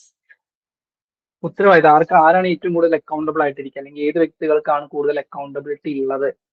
ഒരു നോൺ പ്രോഫിറ്റ് ഓർഗനൈസേഷനെ സംബന്ധിച്ചിടത്തോളം നിങ്ങൾ ഒരു കാര്യം ചിന്തിക്കുക. ഒരു നോൺ പ്രോഫിറ്റ് ഓർഗനൈസേഷനിൽ എന്തെങ്കിലും ഒരു തെറ്റ് സംഭവിച്ചു എന്ന് വിചാരിക്കുക, അല്ലെങ്കിൽ എന്തെങ്കിലും ഒരു മാൽ പ്രാക്ടീസ്, എന്തെങ്കിലും ഒരു ഇഷ്യൂ സംഭവം എന്ന് വിചാരിക്കുക. ആരെയായിരിക്കും പിടിച്ചുകൊണ്ടുപോകാൻ ചാൻസ് ഉള്ളത്? അല്ലെങ്കിൽ ആരായിരിക്കും അതിന്റെ ലീഗൽ പ്രൊസീഡിങ്സ് നേരിടാൻ വേണ്ടിയിട്ടുള്ള ചാൻസസ് ഉള്ളത്? അങ്ങനെ ചിന്തിച്ചു നോക്കിക്കേ. അതല്ലെങ്കിൽ ആ ഒരു ഓർഗനൈസേഷനിൽ എന്തെങ്കിലും ഒരു ഡിഫിക്കൽട്ട് ആയിട്ടുള്ള ഒരു സിറ്റുവേഷൻ വന്നു, ആ സമയത്ത് ആരായിരിക്കും ഏറ്റവും കൂടുതൽ അതിന് വേണ്ടിയിട്ടുള്ള പരിപാടികൾ ചെയ്യുന്നുണ്ടായിരിക്കുക? അതിനെ നേരം പോലെ ആക്കണം എന്നുള്ളൊരു കൺസെപ്റ്റിൽ പരിപാടികൾ ചെയ്യുന്നുള്ളത് ആരായിരിക്കും? കോയിൻസസ് വന്നിട്ടുണ്ട്, സി വന്നിട്ടുണ്ട്, ബി വന്നിട്ടുണ്ട്, എ വന്നിട്ടുണ്ട്, C, B, A, D. D ആരെയൊക്കെ പറയുന്നുണ്ട്? നിങ്ങൾ എല്ലാവരും പറയണേ. ജസ്റ്റ് ആൻസർ ഒന്ന് വെറുതെ ടൈപ്പ് ചെയ്താൽ വേണ്ടി ശ്രമിക്കണേ.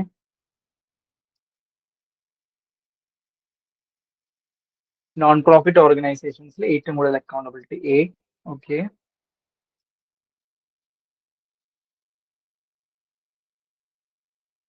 ശരി. ഇതിന്റെ ആൻസർ വരുന്നത് എ തന്നെയാണ്. ബോർഡ് ഓഫ് ഡയറക്ടേഴ്സ് ആണ് ഇതിന്റെ ആൻസർ വരുന്നത്. അല്ലെങ്കിൽ നിങ്ങൾ ചിന്തിച്ചു നോക്കിയോ, ഒരു ഓർഗനൈസേഷനിൽ എൻജിഒ, നിങ്ങളൊരു എൻജിഒനെ കുറിച്ച് ചിന്തിച്ചോ. ഒരു എൻജിഒയിൽ എന്തുണ്ടായിരിക്കും? ഒരു ബോർഡ് ഓഫ് ഡയറക്ടേഴ്സ് ഉണ്ടായിരിക്കും. നമുക്കറിയാലോ, ബോർഡ് ഓഫ് ഡയറക്ടേഴ്സിൽ നോർമലി കേസസിലൊക്കെ എൻജിഒന്റെ ബോർഡ് ഓഫ് ഡയറക്ടേഴ്സ് എന്ന് പറയുന്നത് ആ ഒരു സ്ഥാപനവുമായി ബന്ധപ്പെട്ട് നിൽക്കുന്ന വ്യക്തികളായിരിക്കാം. അതല്ലെങ്കിൽ സമൂഹത്തിൽ ഭയങ്കര എന്താ പറയാ, ഒരു ഏതെങ്കിലും ഒരു പൊസിഷൻസ് ഹോൾഡ് ചെയ്ത വ്യക്തികളൊക്കെ ആയിരിക്കും ബോർഡ് ഓഫ് ഡയറക്ടേഴ്സിലെ മെമ്പേഴ്സ് ആയിട്ടുണ്ടായിരിക്കും അല്ലെ. അപ്പൊ ആ ഒരു ഓർഗനൈസേഷനിൽ നടക്കുന്ന ആക്ടിവിറ്റീസിന്റെ അക്കൗണ്ടബിലിറ്റി ആർക്കായിരിക്കും കൂടുതൽ ഉണ്ടാവുക? ആ ഒരു ബോർഡ് ഓഫ് ഡയറക്ടേഴ്സിനെ ചുറ്റിപ്പറ്റിയിട്ടല്ല ഉണ്ടായിരിക്കുക. കാരണം അവരാണ് ഒരു ഓർഗനൈസേഷനിൽ എന്തൊക്കെയാണ് നടക്കേണ്ടത്, എങ്ങനെയൊക്കെയാണ് പോകേണ്ട കാര്യങ്ങൾ, അവരുടെ ഫോക്കസും കാര്യങ്ങളും എല്ലാം ഫിക്സ് ചെയ്യുന്നത് ഇവരായിരിക്കും ഉണ്ടായിരിക്കും. അപ്പൊ ഇവർക്കായിരിക്കും അതിന്റെ അക്കൗണ്ടബിലിറ്റി വരുന്നുണ്ടായിരിക്കാം. ഇനി ഇപ്പൊ നിങ്ങൾക്ക് ഇത് കിട്ടിയില്ല, അപ്പൊ നമുക്ക് വേണമെങ്കിൽ കൺഫ്യൂഷൻ വരാം. നമുക്ക് ബാക്കിയുള്ള ഓപ്ഷൻസും കൂടെ ഒന്ന് ചിന്തിച്ചു നോക്കിയാൽ നിങ്ങൾ ഇൻവെസ്റ്റേഴ്സ് എന്ന് പറഞ്ഞാൽ ആരാ? ഇപ്പൊ നോൺ പ്രോഫിറ്റ് ഓർഗനൈസേഷൻ സംബന്ധിച്ചിടത്തോളം അവരിലേക്ക് അവർക്ക് ഫണ്ട് ഇൻവെസ്റ്റ് ചെയ്യുന്ന വ്യക്തികളെയാണ് നമ്മൾ ഇൻവെസ്റ്റേഴ്സ് എന്ന് പറയാം. സാധാരണ ഈ ഒരു നോൺ പ്രോഫിറ്റ് ഓർഗനൈസേഷനിൽ കൂടുതലും ഈ പറയുന്ന പോലെ ഡൊണേറ്റേഴ്സ് അല്ലെങ്കിൽ ഡൊണേഷൻസ് ആയിട്ട് ഫണ്ട് വരുന്നു, ഗ്രാൻഡ് ആയിട്ട് വരുന്നൊക്കെ ആയിരിക്കും. ഇൻവെസ്റ്റേഴ്സിന്റെ ഒരു റോൾ ഭയങ്കര കുറവായിരിക്കും അല്ലെ.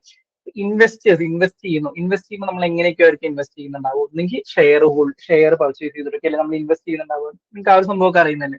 ഷെയറുകൾ വാങ്ങുന്നു, ഷെയറിന് പൈസ കൊടുക്കുന്നു, അങ്ങനെയല്ലേ വാങ്ങുന്നുണ്ടായിരിക്കാം. അപ്പൊ നിങ്ങൾ ചിന്തിച്ചു നോക്കിയാൽ, നിങ്ങൾ ഒരു കമ്പനിയുടെ ഷെയർ, ഇങ്ങനെ ചിന്തിക്കുന്നത്, നിങ്ങളൊരു കമ്പനിയുടെ ഷെയർ വാങ്ങി. കമ്പനി, നമുക്കറിയാം ഒരു കമ്പനി കുറെ പേർക്ക് ഷെയർ ഇഷ്യൂ ചെയ്തിട്ടുണ്ടായിരിക്കും, കുറെ ഷെയറുകൾ ഇഷ്യൂ ചെയ്തിട്ടുണ്ടാവും. എല്ലാവരും ചില ഒരു 2 ഷെയർ വാങ്ങും, 3 ഷെയർ വാങ്ങും. നിങ്ങൾ സ്റ്റോക്ക് മാർക്കറ്റിലൊക്കെ ഷെയർ വാങ്ങുന്ന കഥ കേട്ടിട്ടില്ലേ? അപ്പൊ കമ്പനി എന്തെങ്കിലും ഒരു കുറ്റം ചെയ്ത് കഴിഞ്ഞാൽ ഈ ഷെയർ വാങ്ങിയിട്ടുള്ള വ്യക്തികളെയൊക്കെ വന്നിട്ട് അറസ്റ്റ് ചെയ്യാനുള്ള ചാൻസസ് ഉണ്ട്. ഇൻവെസ്റ്റേഴ്സിനെ മൊത്തം വന്നിട്ട് ഫണ്ട്, അതിലേക്ക് ആരൊക്കെ ഫണ്ട് ചെയ്യുന്നു അവരെല്ലാവരും വന്ന് അറസ്റ്റ് ചെയ്യാനുള്ള ചാൻസസ് ഉണ്ടോ? ഇല്ല. അവിടെ ആരെയും അറസ്റ്റ് ചെയ്യുന്നുണ്ടാവും? അതിന്റെ സിഇഒ ആയിട്ടിരിക്കുന്ന വ്യക്തികളാണ്, ഡയറക്ടേഴ്സ് ആരാണ്, ആ വ്യക്തികളെല്ലാം മെയിൻലി അവർ ഫോക്കസ് ചെയ്യുന്നുണ്ടായിരിക്കും. അല്ലെങ്കിൽ ആ ഒരു മാൽ പ്രാക്ടീസസിന്റെ ഉത്തരവാദിത്തമായിട്ട് പറയുന്നുണ്ടാവുക. ആരൊക്കെ ഇൻവെസ്റ്റ് ചെയ്തിട്ടുണ്ടോ, ചെറിയ ഷെയർ ആയിട്ട് വാങ്ങിയിട്ടുള്ളവരൊക്കെ വന്ന് ചെയ്യാനുള്ള ചാൻസ് ഉണ്ടോ? ഇല്ല. ഇനി ഇൻഡസ്ട്രിയൽ സ്റ്റേക്ക് ഹോൾഡേഴ്സ് എന്ന് ഉദ്ദേശിക്കുന്ന ആരെയാണ് നമ്മൾ നേരത്തെ പറഞ്ഞിട്ടുണ്ടായിരുന്നു. ഒരു ഓർഗനൈസേഷനുമായി ബന്ധപ്പെട്ട് നിൽക്കുന്ന എല്ലാ വ്യക്തികളെയും നമ്മൾ എന്തെന്ന് പറയും, സ്റ്റേക്ക് ഹോൾഡേഴ്സ് എന്ന് പറയാം. എല്ലാ സ്റ്റേക്ക് ഹോൾഡേഴ്സിനെയും വന്നിട്ട് അറസ്റ്റ് ചെയ്യാനുള്ള ചാൻസ്. ഞാൻ അറസ്റ്റ് എന്ന് പറയുന്നത് നിങ്ങൾക്ക് കുറച്ചും കൂടി എളുപ്പത്തിൽ മനസ്സിലാവാൻ വേണ്ടിയിട്ടാട്ടോ. അക്കൗണ്ടബിലിറ്റി, ഉത്തരവാദിത്വം എന്നുള്ളൊരു വേർഡ് വെച്ചിട്ട് പറയുന്നതാണ്. അങ്ങനെ മാൽ പ്രാക്ടീസ് സംഭവിക്കുന്നു, അല്ലെങ്കിൽ ഞാൻ അത് ജനറലൈസ് ചെയ്ത് പറയുന്നതല്ല, പക്ഷെ ആ ഒരു കൺസെപ്റ്റ് പെട്ടെന്ന് മനസ്സിലാവാൻ വേണ്ടി പറയുന്നത്. ഇനി മാർക്കറ്റ് റെഗുലേറ്റേഴ്സ്, ഇവരെ മാർക്കറ്റ് റെഗുലേറ്റ് ചെയ്യുന്ന വ്യക്തി. ആക്ച്വലി ഒരു എൻജിഒനെ സംബന്ധിച്ചിടത്തോളം മാർക്കറ്റ് റെഗുലേറ്റേഴ്സിന്റെ അതുപോലെ ഇൻവെസ്റ്റേഴ്സിന്റെ റോൾ ഭയങ്കര മിനിമം ആയിട്ടായിരിക്കും നമ്മൾ പറയുന്നുണ്ടായിരിക്കും. അല്ലെങ്കിൽ അവർക്ക് മാർക്കറ്റ് റെഗുലേറ്റേഴ്സ്, എൻജിഒനെ എന്തിനാണ് നമ്മൾ മാർക്കറ്റിൽ റെഗുലേറ്റ് ചെയ്യേണ്ട ഒരു സംഭവം വരുന്നുണ്ട് എന്ന് ചോദിച്ചാൽ അത് കുറച്ചും കൂടി ഒരു ബിസിനസ് ഓറിയന്റഡ് ആയിട്ടുള്ള ഒരു കൺസെപ്റ്റാണ് നമ്മൾ മാർക്കറ്റ് റെഗുലേറ്റേഴ്സ് വരുന്നത് എന്നുള്ള കൺസെപ്റ്റ്. നിങ്ങൾ ആരും ഡി ഒന്നും പറഞ്ഞിട്ടില്ല, നിങ്ങൾ ഭയങ്കര ബുദ്ധിപൂർവ്വമായിട്ടാണ് ആൻസേഴ്സ് ഒക്കെ പറഞ്ഞിട്ടുള്ളത്. സോ ഇതിന്റെ ആൻസർ വരുന്നത് എന്താ, ബോർഡ് ഓഫ് ഡയറക്ടേഴ്സ് ആണ് വരുന്നത്. ഒരു എൻജിഒ ആയിട്ട് കണക്ട് ചെയ്തിട്ടുള്ള അക്കൗണ്ടബിലിറ്റി ഏറ്റവും കൂടുതൽ ഉണ്ടായിരിക്കും ആർക്കായിരിക്കും, ബോർഡ് ഓഫ് ഡയറക്ടേഴ്സിനായിരിക്കും. ബോർഡ് ഓഫ് ഡയറക്ടേഴ്സിനെ ആയിരിക്കും ആ ഒരു ആക്ടിവിറ്റീസിന്റെ അക്കൗണ്ടബിലിറ്റി, ഉത്തരവാദിത്തം ഉണ്ടായിരിക്കുക. ഓക്കെ, ശരി, ബോർഡ് ഓഫ് ഡയറക്ടേഴ്സ് ആണ് വരുന്നത്. ക്ലിയർ ആയിരുന്നു ആ ക്വസ്റ്റ്യൻ പറഞ്ഞത്? ഞാൻ ചോദിച്ചില്ല, ക്ലിയർ ആയിരുന്നു അത്? Yes, okay, thank you Sanja. F C R I clear അല്ലേ? F C R I act എന്നൊക്കെ നിങ്ങൾ കേട്ടിട്ടുള്ളതല്ലേ? ഇതിൽ എഫ് സി ആർ ഐ എന്തിനാണ് സ്റ്റാൻഡ് ചെയ്യുന്നത് ചോദിച്ചിരിക്കുന്നത്. എഫ് സി ആർ ഐ ഒരു ആക്ട് ആണ്, അറിയുന്നില്ലേ? ആ, foreign contributions regulation act, federal charitable regulation act, fund control and reporting act, financial compliance and reporting authority. A പറയുന്നുണ്ട്. Okay,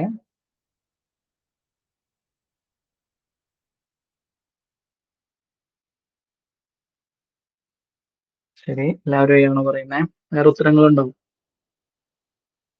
guys? പവർ ആവു guys, വേറെ ആൻസേഴ്സ് ഒക്കെ പറയൂ ഗൈസ്.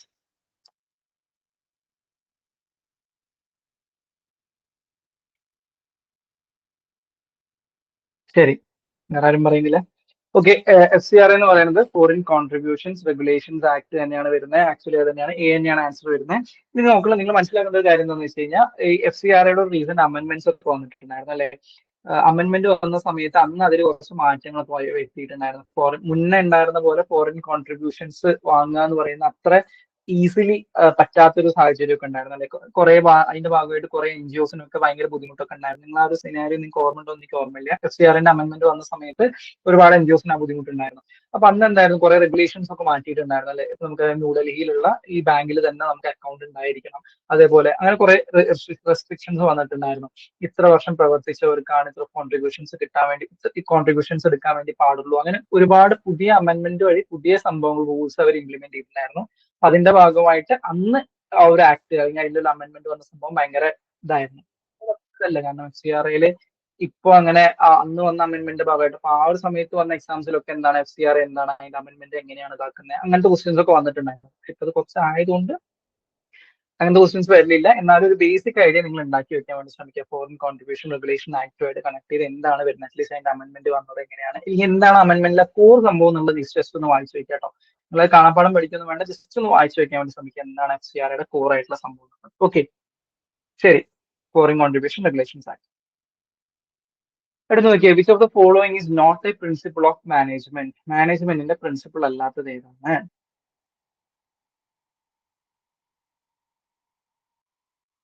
കിട്ടാവുന്നതാണ്, നമ്മൾ അധികം ഡിസ്കസ് ചെയ്യാത്ത ഒരു ടേം. ബാക്കിയുള്ള ടെർമിനോളജി ഒക്കെ നിങ്ങൾ കേട്ടിട്ടുള്ളതായിരിക്കും, ഈ ഒരു ടെർമിനോളജി അധികം കേട്ടിട്ടുണ്ടായിരിക്കില്ല.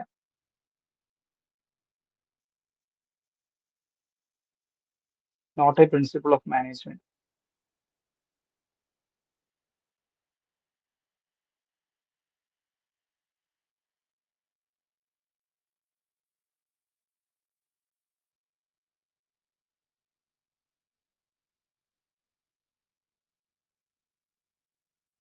ഡിസിപ്ലിൻ പറയുന്നുണ്ട്. ഓക്കെ, ടൈം മോഷൻ അനാലിസിസ് പറയുന്നുണ്ട്. ശരി,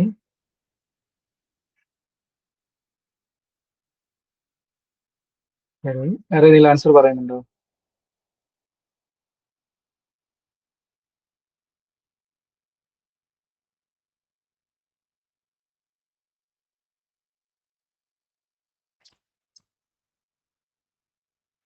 ഞാൻ ഓഡിബിൾ അല്ലേ എന്നൊന്നും കൂടെ പറയണേ. ജസ്റ്റ് ഒരു ഹലോ.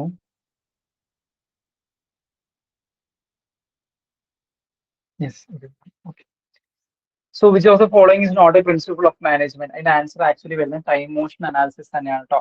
നിങ്ങൾ പ്രിൻസിപ്പിൾ ഓഫ് മാനേജ്മെന്റ് എന്ന് പറഞ്ഞു കഴിഞ്ഞാൽ നമ്മൾ ഇപ്പോ എനിക്കറിയാം, നമ്മൾ ചിന്തിക്കേണ്ട ഒരു കാര്യം എന്താണെന്ന് വെച്ച് കഴിഞ്ഞാൽ ഒരു പ്രിൻസിപ്പിൾ ഓഫ് മാനേജ്മെന്റ് നമ്മൾ പഠിച്ച കുറച്ച് പ്രിൻസിപ്പിൾസ് ഉണ്ട് അല്ലെ. നമ്മൾ പയോളിന്റെ പ്രിൻസിപ്പിൾസ് പഠിച്ചിട്ടുണ്ടായിരിക്കും, അല്ലെങ്കിൽ ടൈലറിന്റെ ആണെങ്കിൽ, അല്ലെങ്കിൽ അങ്ങനെ വന്നിട്ടുള്ള കുറച്ച് പ്രിൻസിപ്പിൾസ് നമ്മൾ പഠിച്ചു വന്നിട്ടുണ്ടായിരിക്കും. അപ്പൊ നമ്മൾ പഠിച്ച പ്രിൻസിപ്പിൾസിന് അപ്പുറം നമുക്കറിയാം ഒരു മാനേജ്മെന്റ് എന്നുള്ള കൺസെപ്റ്റിൽ ഒരുപാട് പേര് പ്രിൻസിപ്പിൾസ് പ്രപ്പോസ് ചെയ്തിട്ടുണ്ടായിരിക്കും. അപ്പൊ പ്രപ്പോസ് ചെയ്ത പ്രിൻസിപ്പിൾസിൽ എല്ലാം ഒന്നും നമുക്ക് അറിയണതായിരിക്കണം എന്നില്ല. ഇപ്പൊ ഓപ്ഷൻസ് വരുന്ന സമയത്ത് നമ്മൾ പഠിച്ചവരുടെ പ്രിൻസിപ്പിൾസ് മാത്രമേ ചോദിക്കാവുന്ന കൺസെപ്റ്റ് നമുക്ക് പറയാൻ പറ്റില്ല. നിങ്ങൾക്ക് സിലബസിൽ തന്നിട്ടുള്ള സംഭവങ്ങൾ കവർ ചെയ്യുന്നു, അതിനപ്പുറം എന്താണ് നമുക്കറിയാം. എപ്പോഴും ഒരു എക്സ്ട്രാവജന്റ് ആയിട്ടുള്ള ഒരു സംഭവം നമ്മൾ എക്സ്പെക്ട് ചെയ്യണമല്ലോ.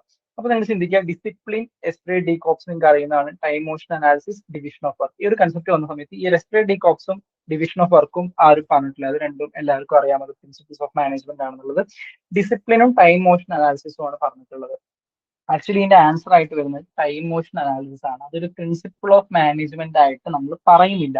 അത് ആക്ച്വലി ഒരു സ്റ്റഡി ആയിട്ട് പ്രപ്പോസ് ചെയ്തിട്ടുള്ള ഒരു സംഭവമാണ്. ഈ പറയുന്ന പോലെ ടൈലർ ആൻഡ് ടൈലറും ഗിൽബർട്ടും കൂടി പ്രപ്പോസ് ചെയ്തിട്ടുള്ള ഒരു സ്റ്റഡി ആയിട്ട് പറയുന്നതാണ് ടൈം മോഷൻ സ്റ്റഡി എന്നൊക്കെ പറയുന്നത്. അതൊരു സയന്റിഫിക് മാനേജ്മെന്റിന്റെ ഒരു പാർട്ടായിട്ട് പറയുന്നുണ്ട്, പക്ഷെ അതൊരു പ്രിൻസിപ്പിൾ ആയിട്ട് എന്ത് ചെയ്യുന്നില്ല, എവിടെയും നമ്മൾ എംഫസൈസ് ചെയ്ത് പറയുന്നില്ല. അതൊരു ബിസിനസ് എഫിഷ്യൻസി ടെക്നിക് ഒക്കെ ആയിട്ട് നമ്മൾ മെൻഷൻ ചെയ്യുന്ന ഒരു സംഭവമാണ്. ഈ പറയുന്ന പോലെ ടൈലർ ആൻഡ് ഗിൽബർട്ട് ആണ് പ്രപ്പോസ് ചെയ്തിട്ടുള്ള ഓപ്ഷൻ വന്നിട്ടുള്ളതുകൊണ്ട് അതുമായിട്ട് കണക്റ്റഡ് ആയിട്ടുള്ള ഫാക്ട്സ് പറഞ്ഞു എന്നേ ഉള്ളൂ. സോ ടൈം മോഷൻ അനാലിസിസ് എന്ന് പറയുന്നത് എന്തല്ല, ഒരു മാനേജ്മെന്റിന്റെ പ്രിൻസിപ്പിൾ ആയിട്ട് നമ്മൾ പറയുന്നില്ല. പക്ഷെ അതെന്താണ്, അത് സ്റ്റഡി ടൈലറും അതേപോലെ തന്നെ ഗിൽബർട്ടും കൂടി പ്രപ്പോസ് ചെയ്തിട്ടുള്ള ഒരു ബിസിനസ് എഫിഷ്യൻസി ടെക്നിക്കിന്റെ ഒക്കെ ബേസ് ചെയ്തിട്ടുള്ള ഒരു സ്റ്റഡി ആയിട്ടാണ് നമ്മൾ എന്ത് പറയുന്നത്, ടൈം ആൻഡ് മോഷൻ സ്റ്റഡി, അങ്ങനെയാണ് പറയുന്നത്. ടൈം ആൻഡ് മോഷൻ സ്റ്റഡി എന്നുള്ള രീതിയിലാണ് നമ്മൾ പ്രപ്പോസ് ചെയ്തിട്ടുള്ളത്. ഓക്കെ, ടൈലറും ഗിൽബർട്ടും കൂടി രണ്ടുപേരും കൂടെ, ഒരാൾ ടൈമും ടൈം ആൻഡ് മോഷൻ സ്റ്റഡി, ഒരാൾ ടൈം സ്റ്റഡിയും ഒരാൾ മോഷൻ സ്റ്റഡി, അങ്ങനെ സെപ്പറേറ്റ് ആയിട്ട് ഇതാക്കിയിട്ടുള്ള കേട്ടോ, ടൈലറും ഗിൽബർട്ടും. ഓക്കെ, അപ്പൊ അത് അങ്ങനെ തന്നെ നിങ്ങൾ മനസ്സിലാക്കാൻ വേണ്ടി ശ്രമിക്കുക. Mention A principle in video, ഏതാണ് പറഞ്ഞിട്ടുള്ളത്? ടൈം മോഷൻ അനാലിസിസ് ഒരു പ്രിൻസിപ്പിൾ ആയിട്ട് പറഞ്ഞിട്ടുണ്ടോ?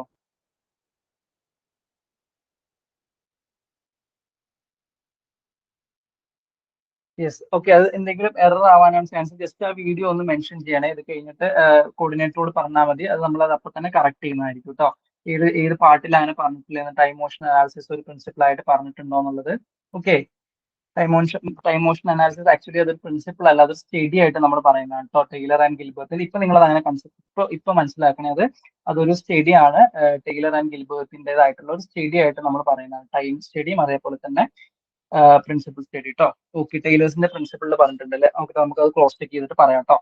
ഓക്കെ, അപ്പൊ ആ ക്വസ്റ്റ്യൻ ഞാൻ അങ്ങനെ പെൻഡിങ്ങിൽ വെക്കുന്നുണ്ട്. ഞാനത് ഒന്നും കൂടെ ക്രോസ് ചെക്ക് ചെയ്തിട്ട് നോക്കാം കേട്ടോ. പക്ഷെ ആക്ച്വലി ഇതിൽ നമ്മളിപ്പോൾ കീ ആയിട്ട് പറയുന്നത് ടൈം മോഷൻ അനാലിസിസ് ആണ്. എന്തായാലും അത് പെൻഡിങ്ങിൽ വെക്കുന്നുണ്ട്. അത് നോക്കിയിട്ട് കോർഡിനേറ്ററോട് പറയാം കേട്ടോ. സെറ്റ് അല്ലേ?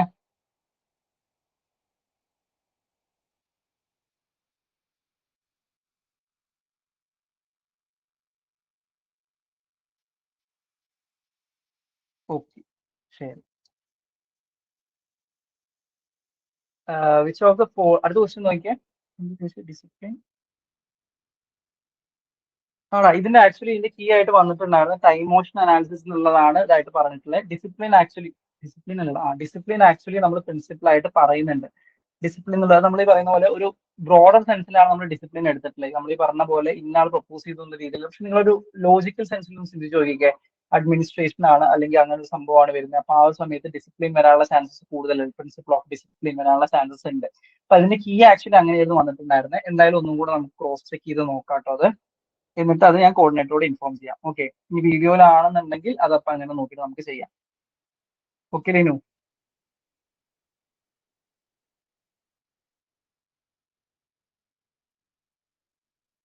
ഓക്കെ, ഇതിന്റെ ആൻസർ കിട്ടുന്നുണ്ടോ നോക്കിയാൽ. Which of the following best represents the primary focus of business administration compared to social welfare administration?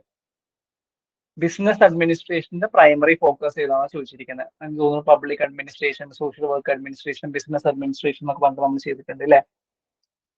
അതിൽ ബിസിനസ് അഡ്മിനിസ്ട്രേഷന്റെ ഫോക്കസ് ഏതാണെന്നാ ചോദിച്ചിരിക്കുന്നത്. ബി. ബി. ഓക്കെ. ഓക്കെ, ശരി.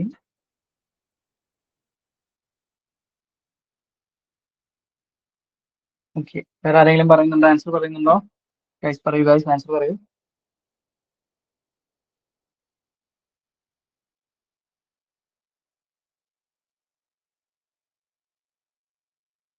ശരി, അതിന്റെ ആൻസർ വരുന്നത് പ്രോഫിറ്റ് മാക്സിമൈസേഷൻ തന്നെ. നമുക്ക് കിട്ടുന്നതല്ലേ സോഷ്യൽ ജസ്റ്റിസ് ഓറിയന്റേഷൻ. ഒരു ബിസിനസ് നടത്തുന്നു, നിങ്ങളൊരു ബിസിനസ് നടത്തുന്നു, നിങ്ങൾക്ക് അപ്പൊ സോഷ്യൽ ജസ്റ്റിസ് ഓറിയന്റേഷൻ, സാമൂഹ്യ നീതിക്ക് ഓറിയന്റേഷൻ കൊടുക്കുന്നു എന്നുള്ള രീതിയിൽ ബിസിനസ്സുകൾ നടത്തണം എന്ന് നമുക്ക് വാശി പിടിക്കാൻ പറ്റില്ല. പ്രോഫിറ്റ് മാക്സിമൈസേഷൻ ആയിരിക്കും എന്തായാലും ഉണ്ടായിരിക്കും, അതിന്റെ ബെസ്റ്റ് റെപ്രസെൻസ് ആണ് വെച്ചിരിക്കുന്നത്.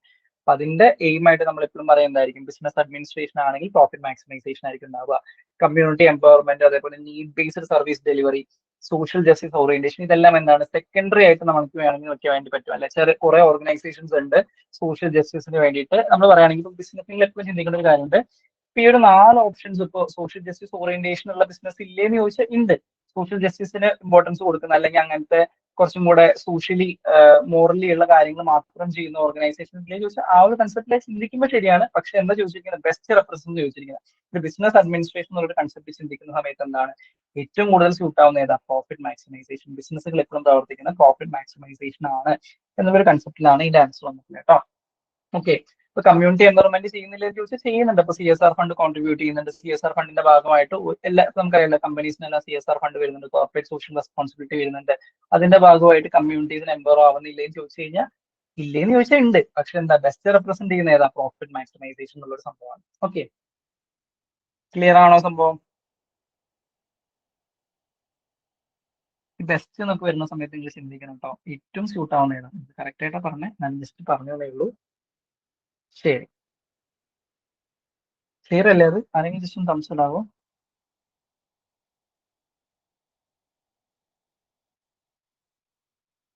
Okay Shan, thank you. Profit maximisation. അടുത്ത് നോക്കിക്കേ. Which of the following is true about the social welfare central social welfare board? It implements schemes only through government departments. Government ഡിപ്പാർട്ട്മെന്റിലൂടെ മാത്രമേ അത് സ്കീംസ് ഇംപ്ലിമെന്റ് ചെയ്യുന്നുള്ളൂ. It primarily functions through voluntary organizations. Voluntary organisations through ആണ് അവർ കൂടുതലും function ചെയ്യുന്നത്. It operates exclusively in tribal റീജിയൻസിൽ മാത്രമാണ് അവർ ഓപ്പറേറ്റ് ചെയ്യുന്നത്. It functions under the ministry of social justice and empowerment. Which of the statement is true about the social welfare central social welfare board? ഇതിനെ കുറിച്ചുള്ള true statement ഏതാണ് ചോദിച്ചിരിക്കുന്നത്. True statement ആണ്. ഏതാണ് കറക്റ്റ് ആയിട്ട് പറഞ്ഞിരിക്കുന്നത്? സോ ഇതിന്റെ ആൻസർ ഏതാ വരുന്നത് നോക്കിയേ. ഏതൊക്കെ പറയുന്നത്? ബി പറയുന്നുണ്ട്,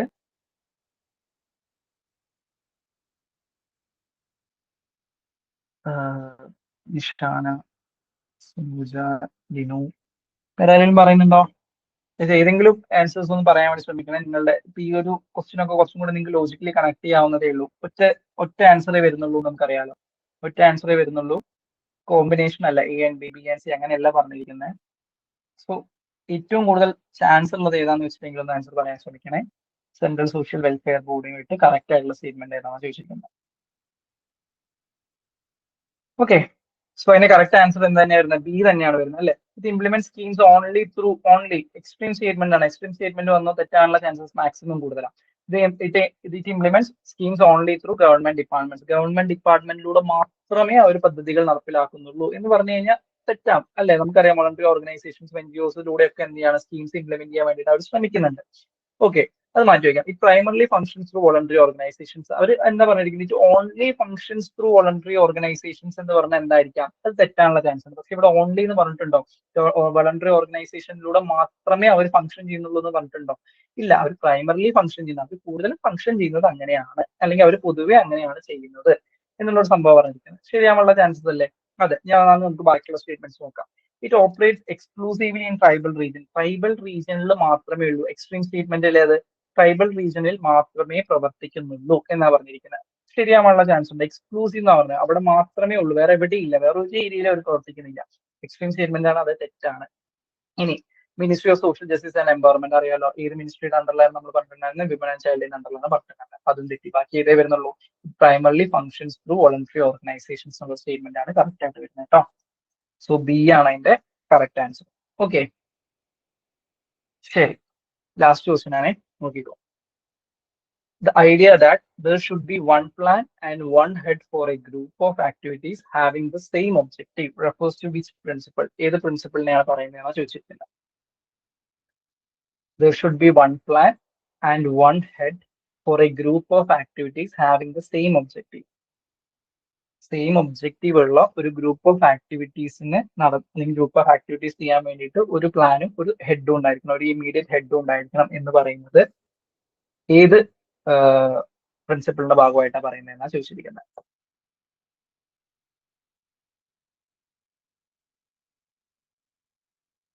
ഓക്കെ, ഇത് ബി ആണ് പറഞ്ഞിരിക്കുന്നത്.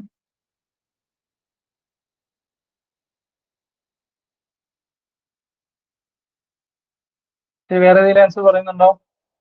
സ്കെയിലാർ ചെയിനോ, എസ്പ്ലിറ്റ് ഡീകോപ്സോ, ഇക്വിറ്റിയോ? ഓക്കെ, ശരി. അതിന്റെ ആൻസർ വരുന്നത് യൂണിറ്റി ഓഫ് ഡിറക്ഷൻ തന്നെയാണ് വരുന്നത് കേട്ടോ. യൂണിറ്റി ഓഫ് ഡിറക്ഷൻ നമുക്ക് അറിയുന്നതല്ല, എന്താ പറയുന്നത്, നമുക്ക് പറയുന്നതാണ് നമ്മൾ എഫക്റ്റീവ്ലി റൺ ചെയ്യാൻ വേണ്ടി പറയുന്ന സംഭവം അല്ലേ. എല്ലാ വ്യക്തികളും, ഇപ്പോൾ ഒരു ഗ്രൂപ്പ് ഓഫ് പീപ്പിൾ ഉണ്ടെങ്കിൽ ആ വ്യക്തികൾക്ക് എന്ത് ചെയ്യണം, അവർക്ക് ഒരു ഇമീഡിയറ്റ് ആയിട്ടുള്ള ഒരു സൂപ്പർവൈസർ ഉണ്ടായിരിക്കണം, അല്ലെങ്കിൽ ഇമീഡിയറ്റ് ആയിട്ടുള്ള സുപ്പീരിയർ ഉണ്ടായിരിക്കണം. അവരെ കമാൻഡ് ചെയ്യുന്നത് ആ സുപ്പീരിയർ ത്രൂ ആയിരിക്കണം. നിങ്ങൾ ചിന്തിച്ച് നോക്കിയാൽ 2-3 പേരുണ്ട്, അല്ലെങ്കിൽ 3 സുപ്പീരിയേഴ്സ് ഉണ്ട് ഒരാൾക്ക് ഇമീഡിയറ്റ് ആയിട്ട് വിചാരിക്കാം. ഒരാൾ വന്ന് ഒരു കാര്യം പറയും, മറ്റേ ആൾ വന്ന് മറ്റേ കാര്യം പറയും, മൂന്നാമത്തെ ആൾ വന്ന് വേറെ എന്തെങ്കിലും കാര്യം പറയും. 3 പേരും വന്ന് കമാൻഡ്സ് കൊടുക്കുന്ന സമയത്ത് അവിടെ എഫക്റ്റീവ്ലി ആ ഒരു ഫംഗ്ഷൻ നടക്കണമെന്നുണ്ടോ? Chances are less. അപ്പൊ അത് അവോയ്ഡ് ചെയ്യാൻ വേണ്ടിയിട്ടാണ് നമ്മൾ എന്ത് പറയുന്നത്, യൂണിറ്റി ഓഫ് ഡിറക്ഷൻ. ഡിറക്ഷനിൽ യൂണിറ്റി ഉണ്ടായിരിക്കാം. ഒരു വ്യക്തിയായിരിക്കണം പ്രൊവൈഡ് ചെയ്യേണ്ടത്. അതായത് ഒരു മാനേജർ ഉള്ളൂ എന്നുണ്ടെങ്കിൽ നമുക്ക് സുഖമാണ്, നമുക്ക് ആ ഒരു വ്യക്തിയോട് മാത്രം റിലൈ ചെയ്താൽ മതി. എന്താണ് ചെയ്യേണ്ടത്, ആരോടാ റിപ്പോർട്ട് ചെയ്യേണ്ടത്, എല്ലാ കാര്യത്തിലും ഒരു വ്യക്തതയുണ്ട്. മറ്റേത് എന്താണ്, അൺസർട്ടനിറ്റി ഉണ്ടാവാനുള്ള ചാൻസസ് ആർ ഹൈ അല്ലേ. സോ യൂണിറ്റി ഓഫ് ഡിറക്ഷൻ ആണ് അതിന്റെ ആൻസർ ആയിട്ട് പറയുന്നത് കേട്ടോ. ഓക്കെ, സോ അത്രയുമാണ് നമ്മൾ ഇന്ന് ഡിസ്കസ് ചെയ്യുന്നത്. സോ നമ്മൾ 25 ക്വസ്റ്റ്യൻസ് ഡിസ്കസ് ചെയ്തിട്ടുണ്ട്. ക്ലിയർ ആണെന്ന് വിചാരിക്കുന്നു ഡിസ്കസ് ചെയ്ത ക്വസ്റ്റ്യൻസ്. അതിൽ ഒരു ക്വസ്റ്റ്യൻ ആണ് നമ്മൾ മെയിൻലി ഡൗട്ട് ആയിട്ട് അല്ലെങ്കിൽ ഒരു ക്വസ്റ്റ്യൻ അല്ലേ പറഞ്ഞിട്ടുള്ളത്, പിന്നെ വേറെ ഒരു ക്വസ്റ്റ്യൻ കൂടെ പറഞ്ഞിട്ടുണ്ടായിരുന്നു. അപ്പൊ അത് നമ്മളുടെ ഈ ഒരു ടൈം മോഷൻ അനാലിസിസ് ഞാൻ ചെക്ക് ചെയ്ത് നിങ്ങൾ അപ്ഡേറ്റ് ചെയ്യാം. പിന്നെ അതേപോലെ വേറെ ക്വസ്റ്റ്യൻ കൂടെ പറഞ്ഞിട്ടുണ്ടായിരുന്നു, അത് നമുക്ക് നോക്കാം. നോക്കിയിട്ട് എന്തായാലും പറയാം കേട്ടോ. ഓക്കെ, സോ ക്ലിയർ ആണോ വിചാരിക്കുന്നു. എന്തെങ്കിലും ഡൗട്ട് ഉണ്ടെങ്കിൽ നിങ്ങൾക്ക് ഇപ്പൊ ചോദിക്കാം. അതല്ലാ എന്നുണ്ടെങ്കിൽ ത്രൂ കോർഡിനേറ്റർ ത്രൂ ആണെങ്കിൽ നിങ്ങൾ ചോദിക്കണം കേട്ടോ. സെഷൻ ഡൗട്ട് ഒന്നും വെക്കരുത്, കാരണം എക്സാംസിന് ഇനി കുറച്ച് ദിവസം കൂടിയേ ഉള്ളൂ. 2-ാം തീയതി എക്സാം വരുന്നത്. ഹോൾ ടിക്കറ്റ് ഒന്ന് ഡൗൺലോഡ് ചെയ്തിട്ടുണ്ടെങ്കിൽ ഡൗൺലോഡ് ഒക്കെ ചെയ്യണം കേട്ടോ പെട്ടെന്ന്. ഹോൾ ടിക്കറ്റ് വന്നിട്ടുണ്ട്, സൈറ്റിൽ അവൈലബിൾ ആണ്, പെട്ടെന്ന് ഡൗൺലോഡ് ചെയ്യാം. ഇത് ഭയങ്കര ആയിട്ട് പഠിച്ചുകൊണ്ടിരിക്കാം. ഓക്കെ, എന്തെങ്കിലും പറയാനുണ്ടോ, ഡൗട്ടോ എന്തെങ്കിലും ഉണ്ടെങ്കിൽ ജസ്റ്റ് ഒന്ന് പറയാമോ? Thank you so much. Okay Linu, thank you. പിന്നെ ഭയങ്കര ആക്റ്റീവ് ആയിരുന്നു ത്രൂ ഔട്ട്. എല്ലാവരും പറഞ്ഞു. ലിനു കുറെ പേരുണ്ടായിരുന്നു, എല്ലാവരും ഭയങ്കര ആക്റ്റീവ് ആയിരുന്നു. ലിനു, സനുജ, എനിക്ക് പേരുകൾ പെട്ടെന്ന് കാണി വായിക്കുന്നുള്ളൂ. Ishana, thank you so much. Good night. Okay, ശരി. സോ അത്രേ ഉള്ളൂ എങ്കിൽ നമുക്ക് സെഷൻ വൈൻഡപ്പ് ചെയ്യായിരുന്നു.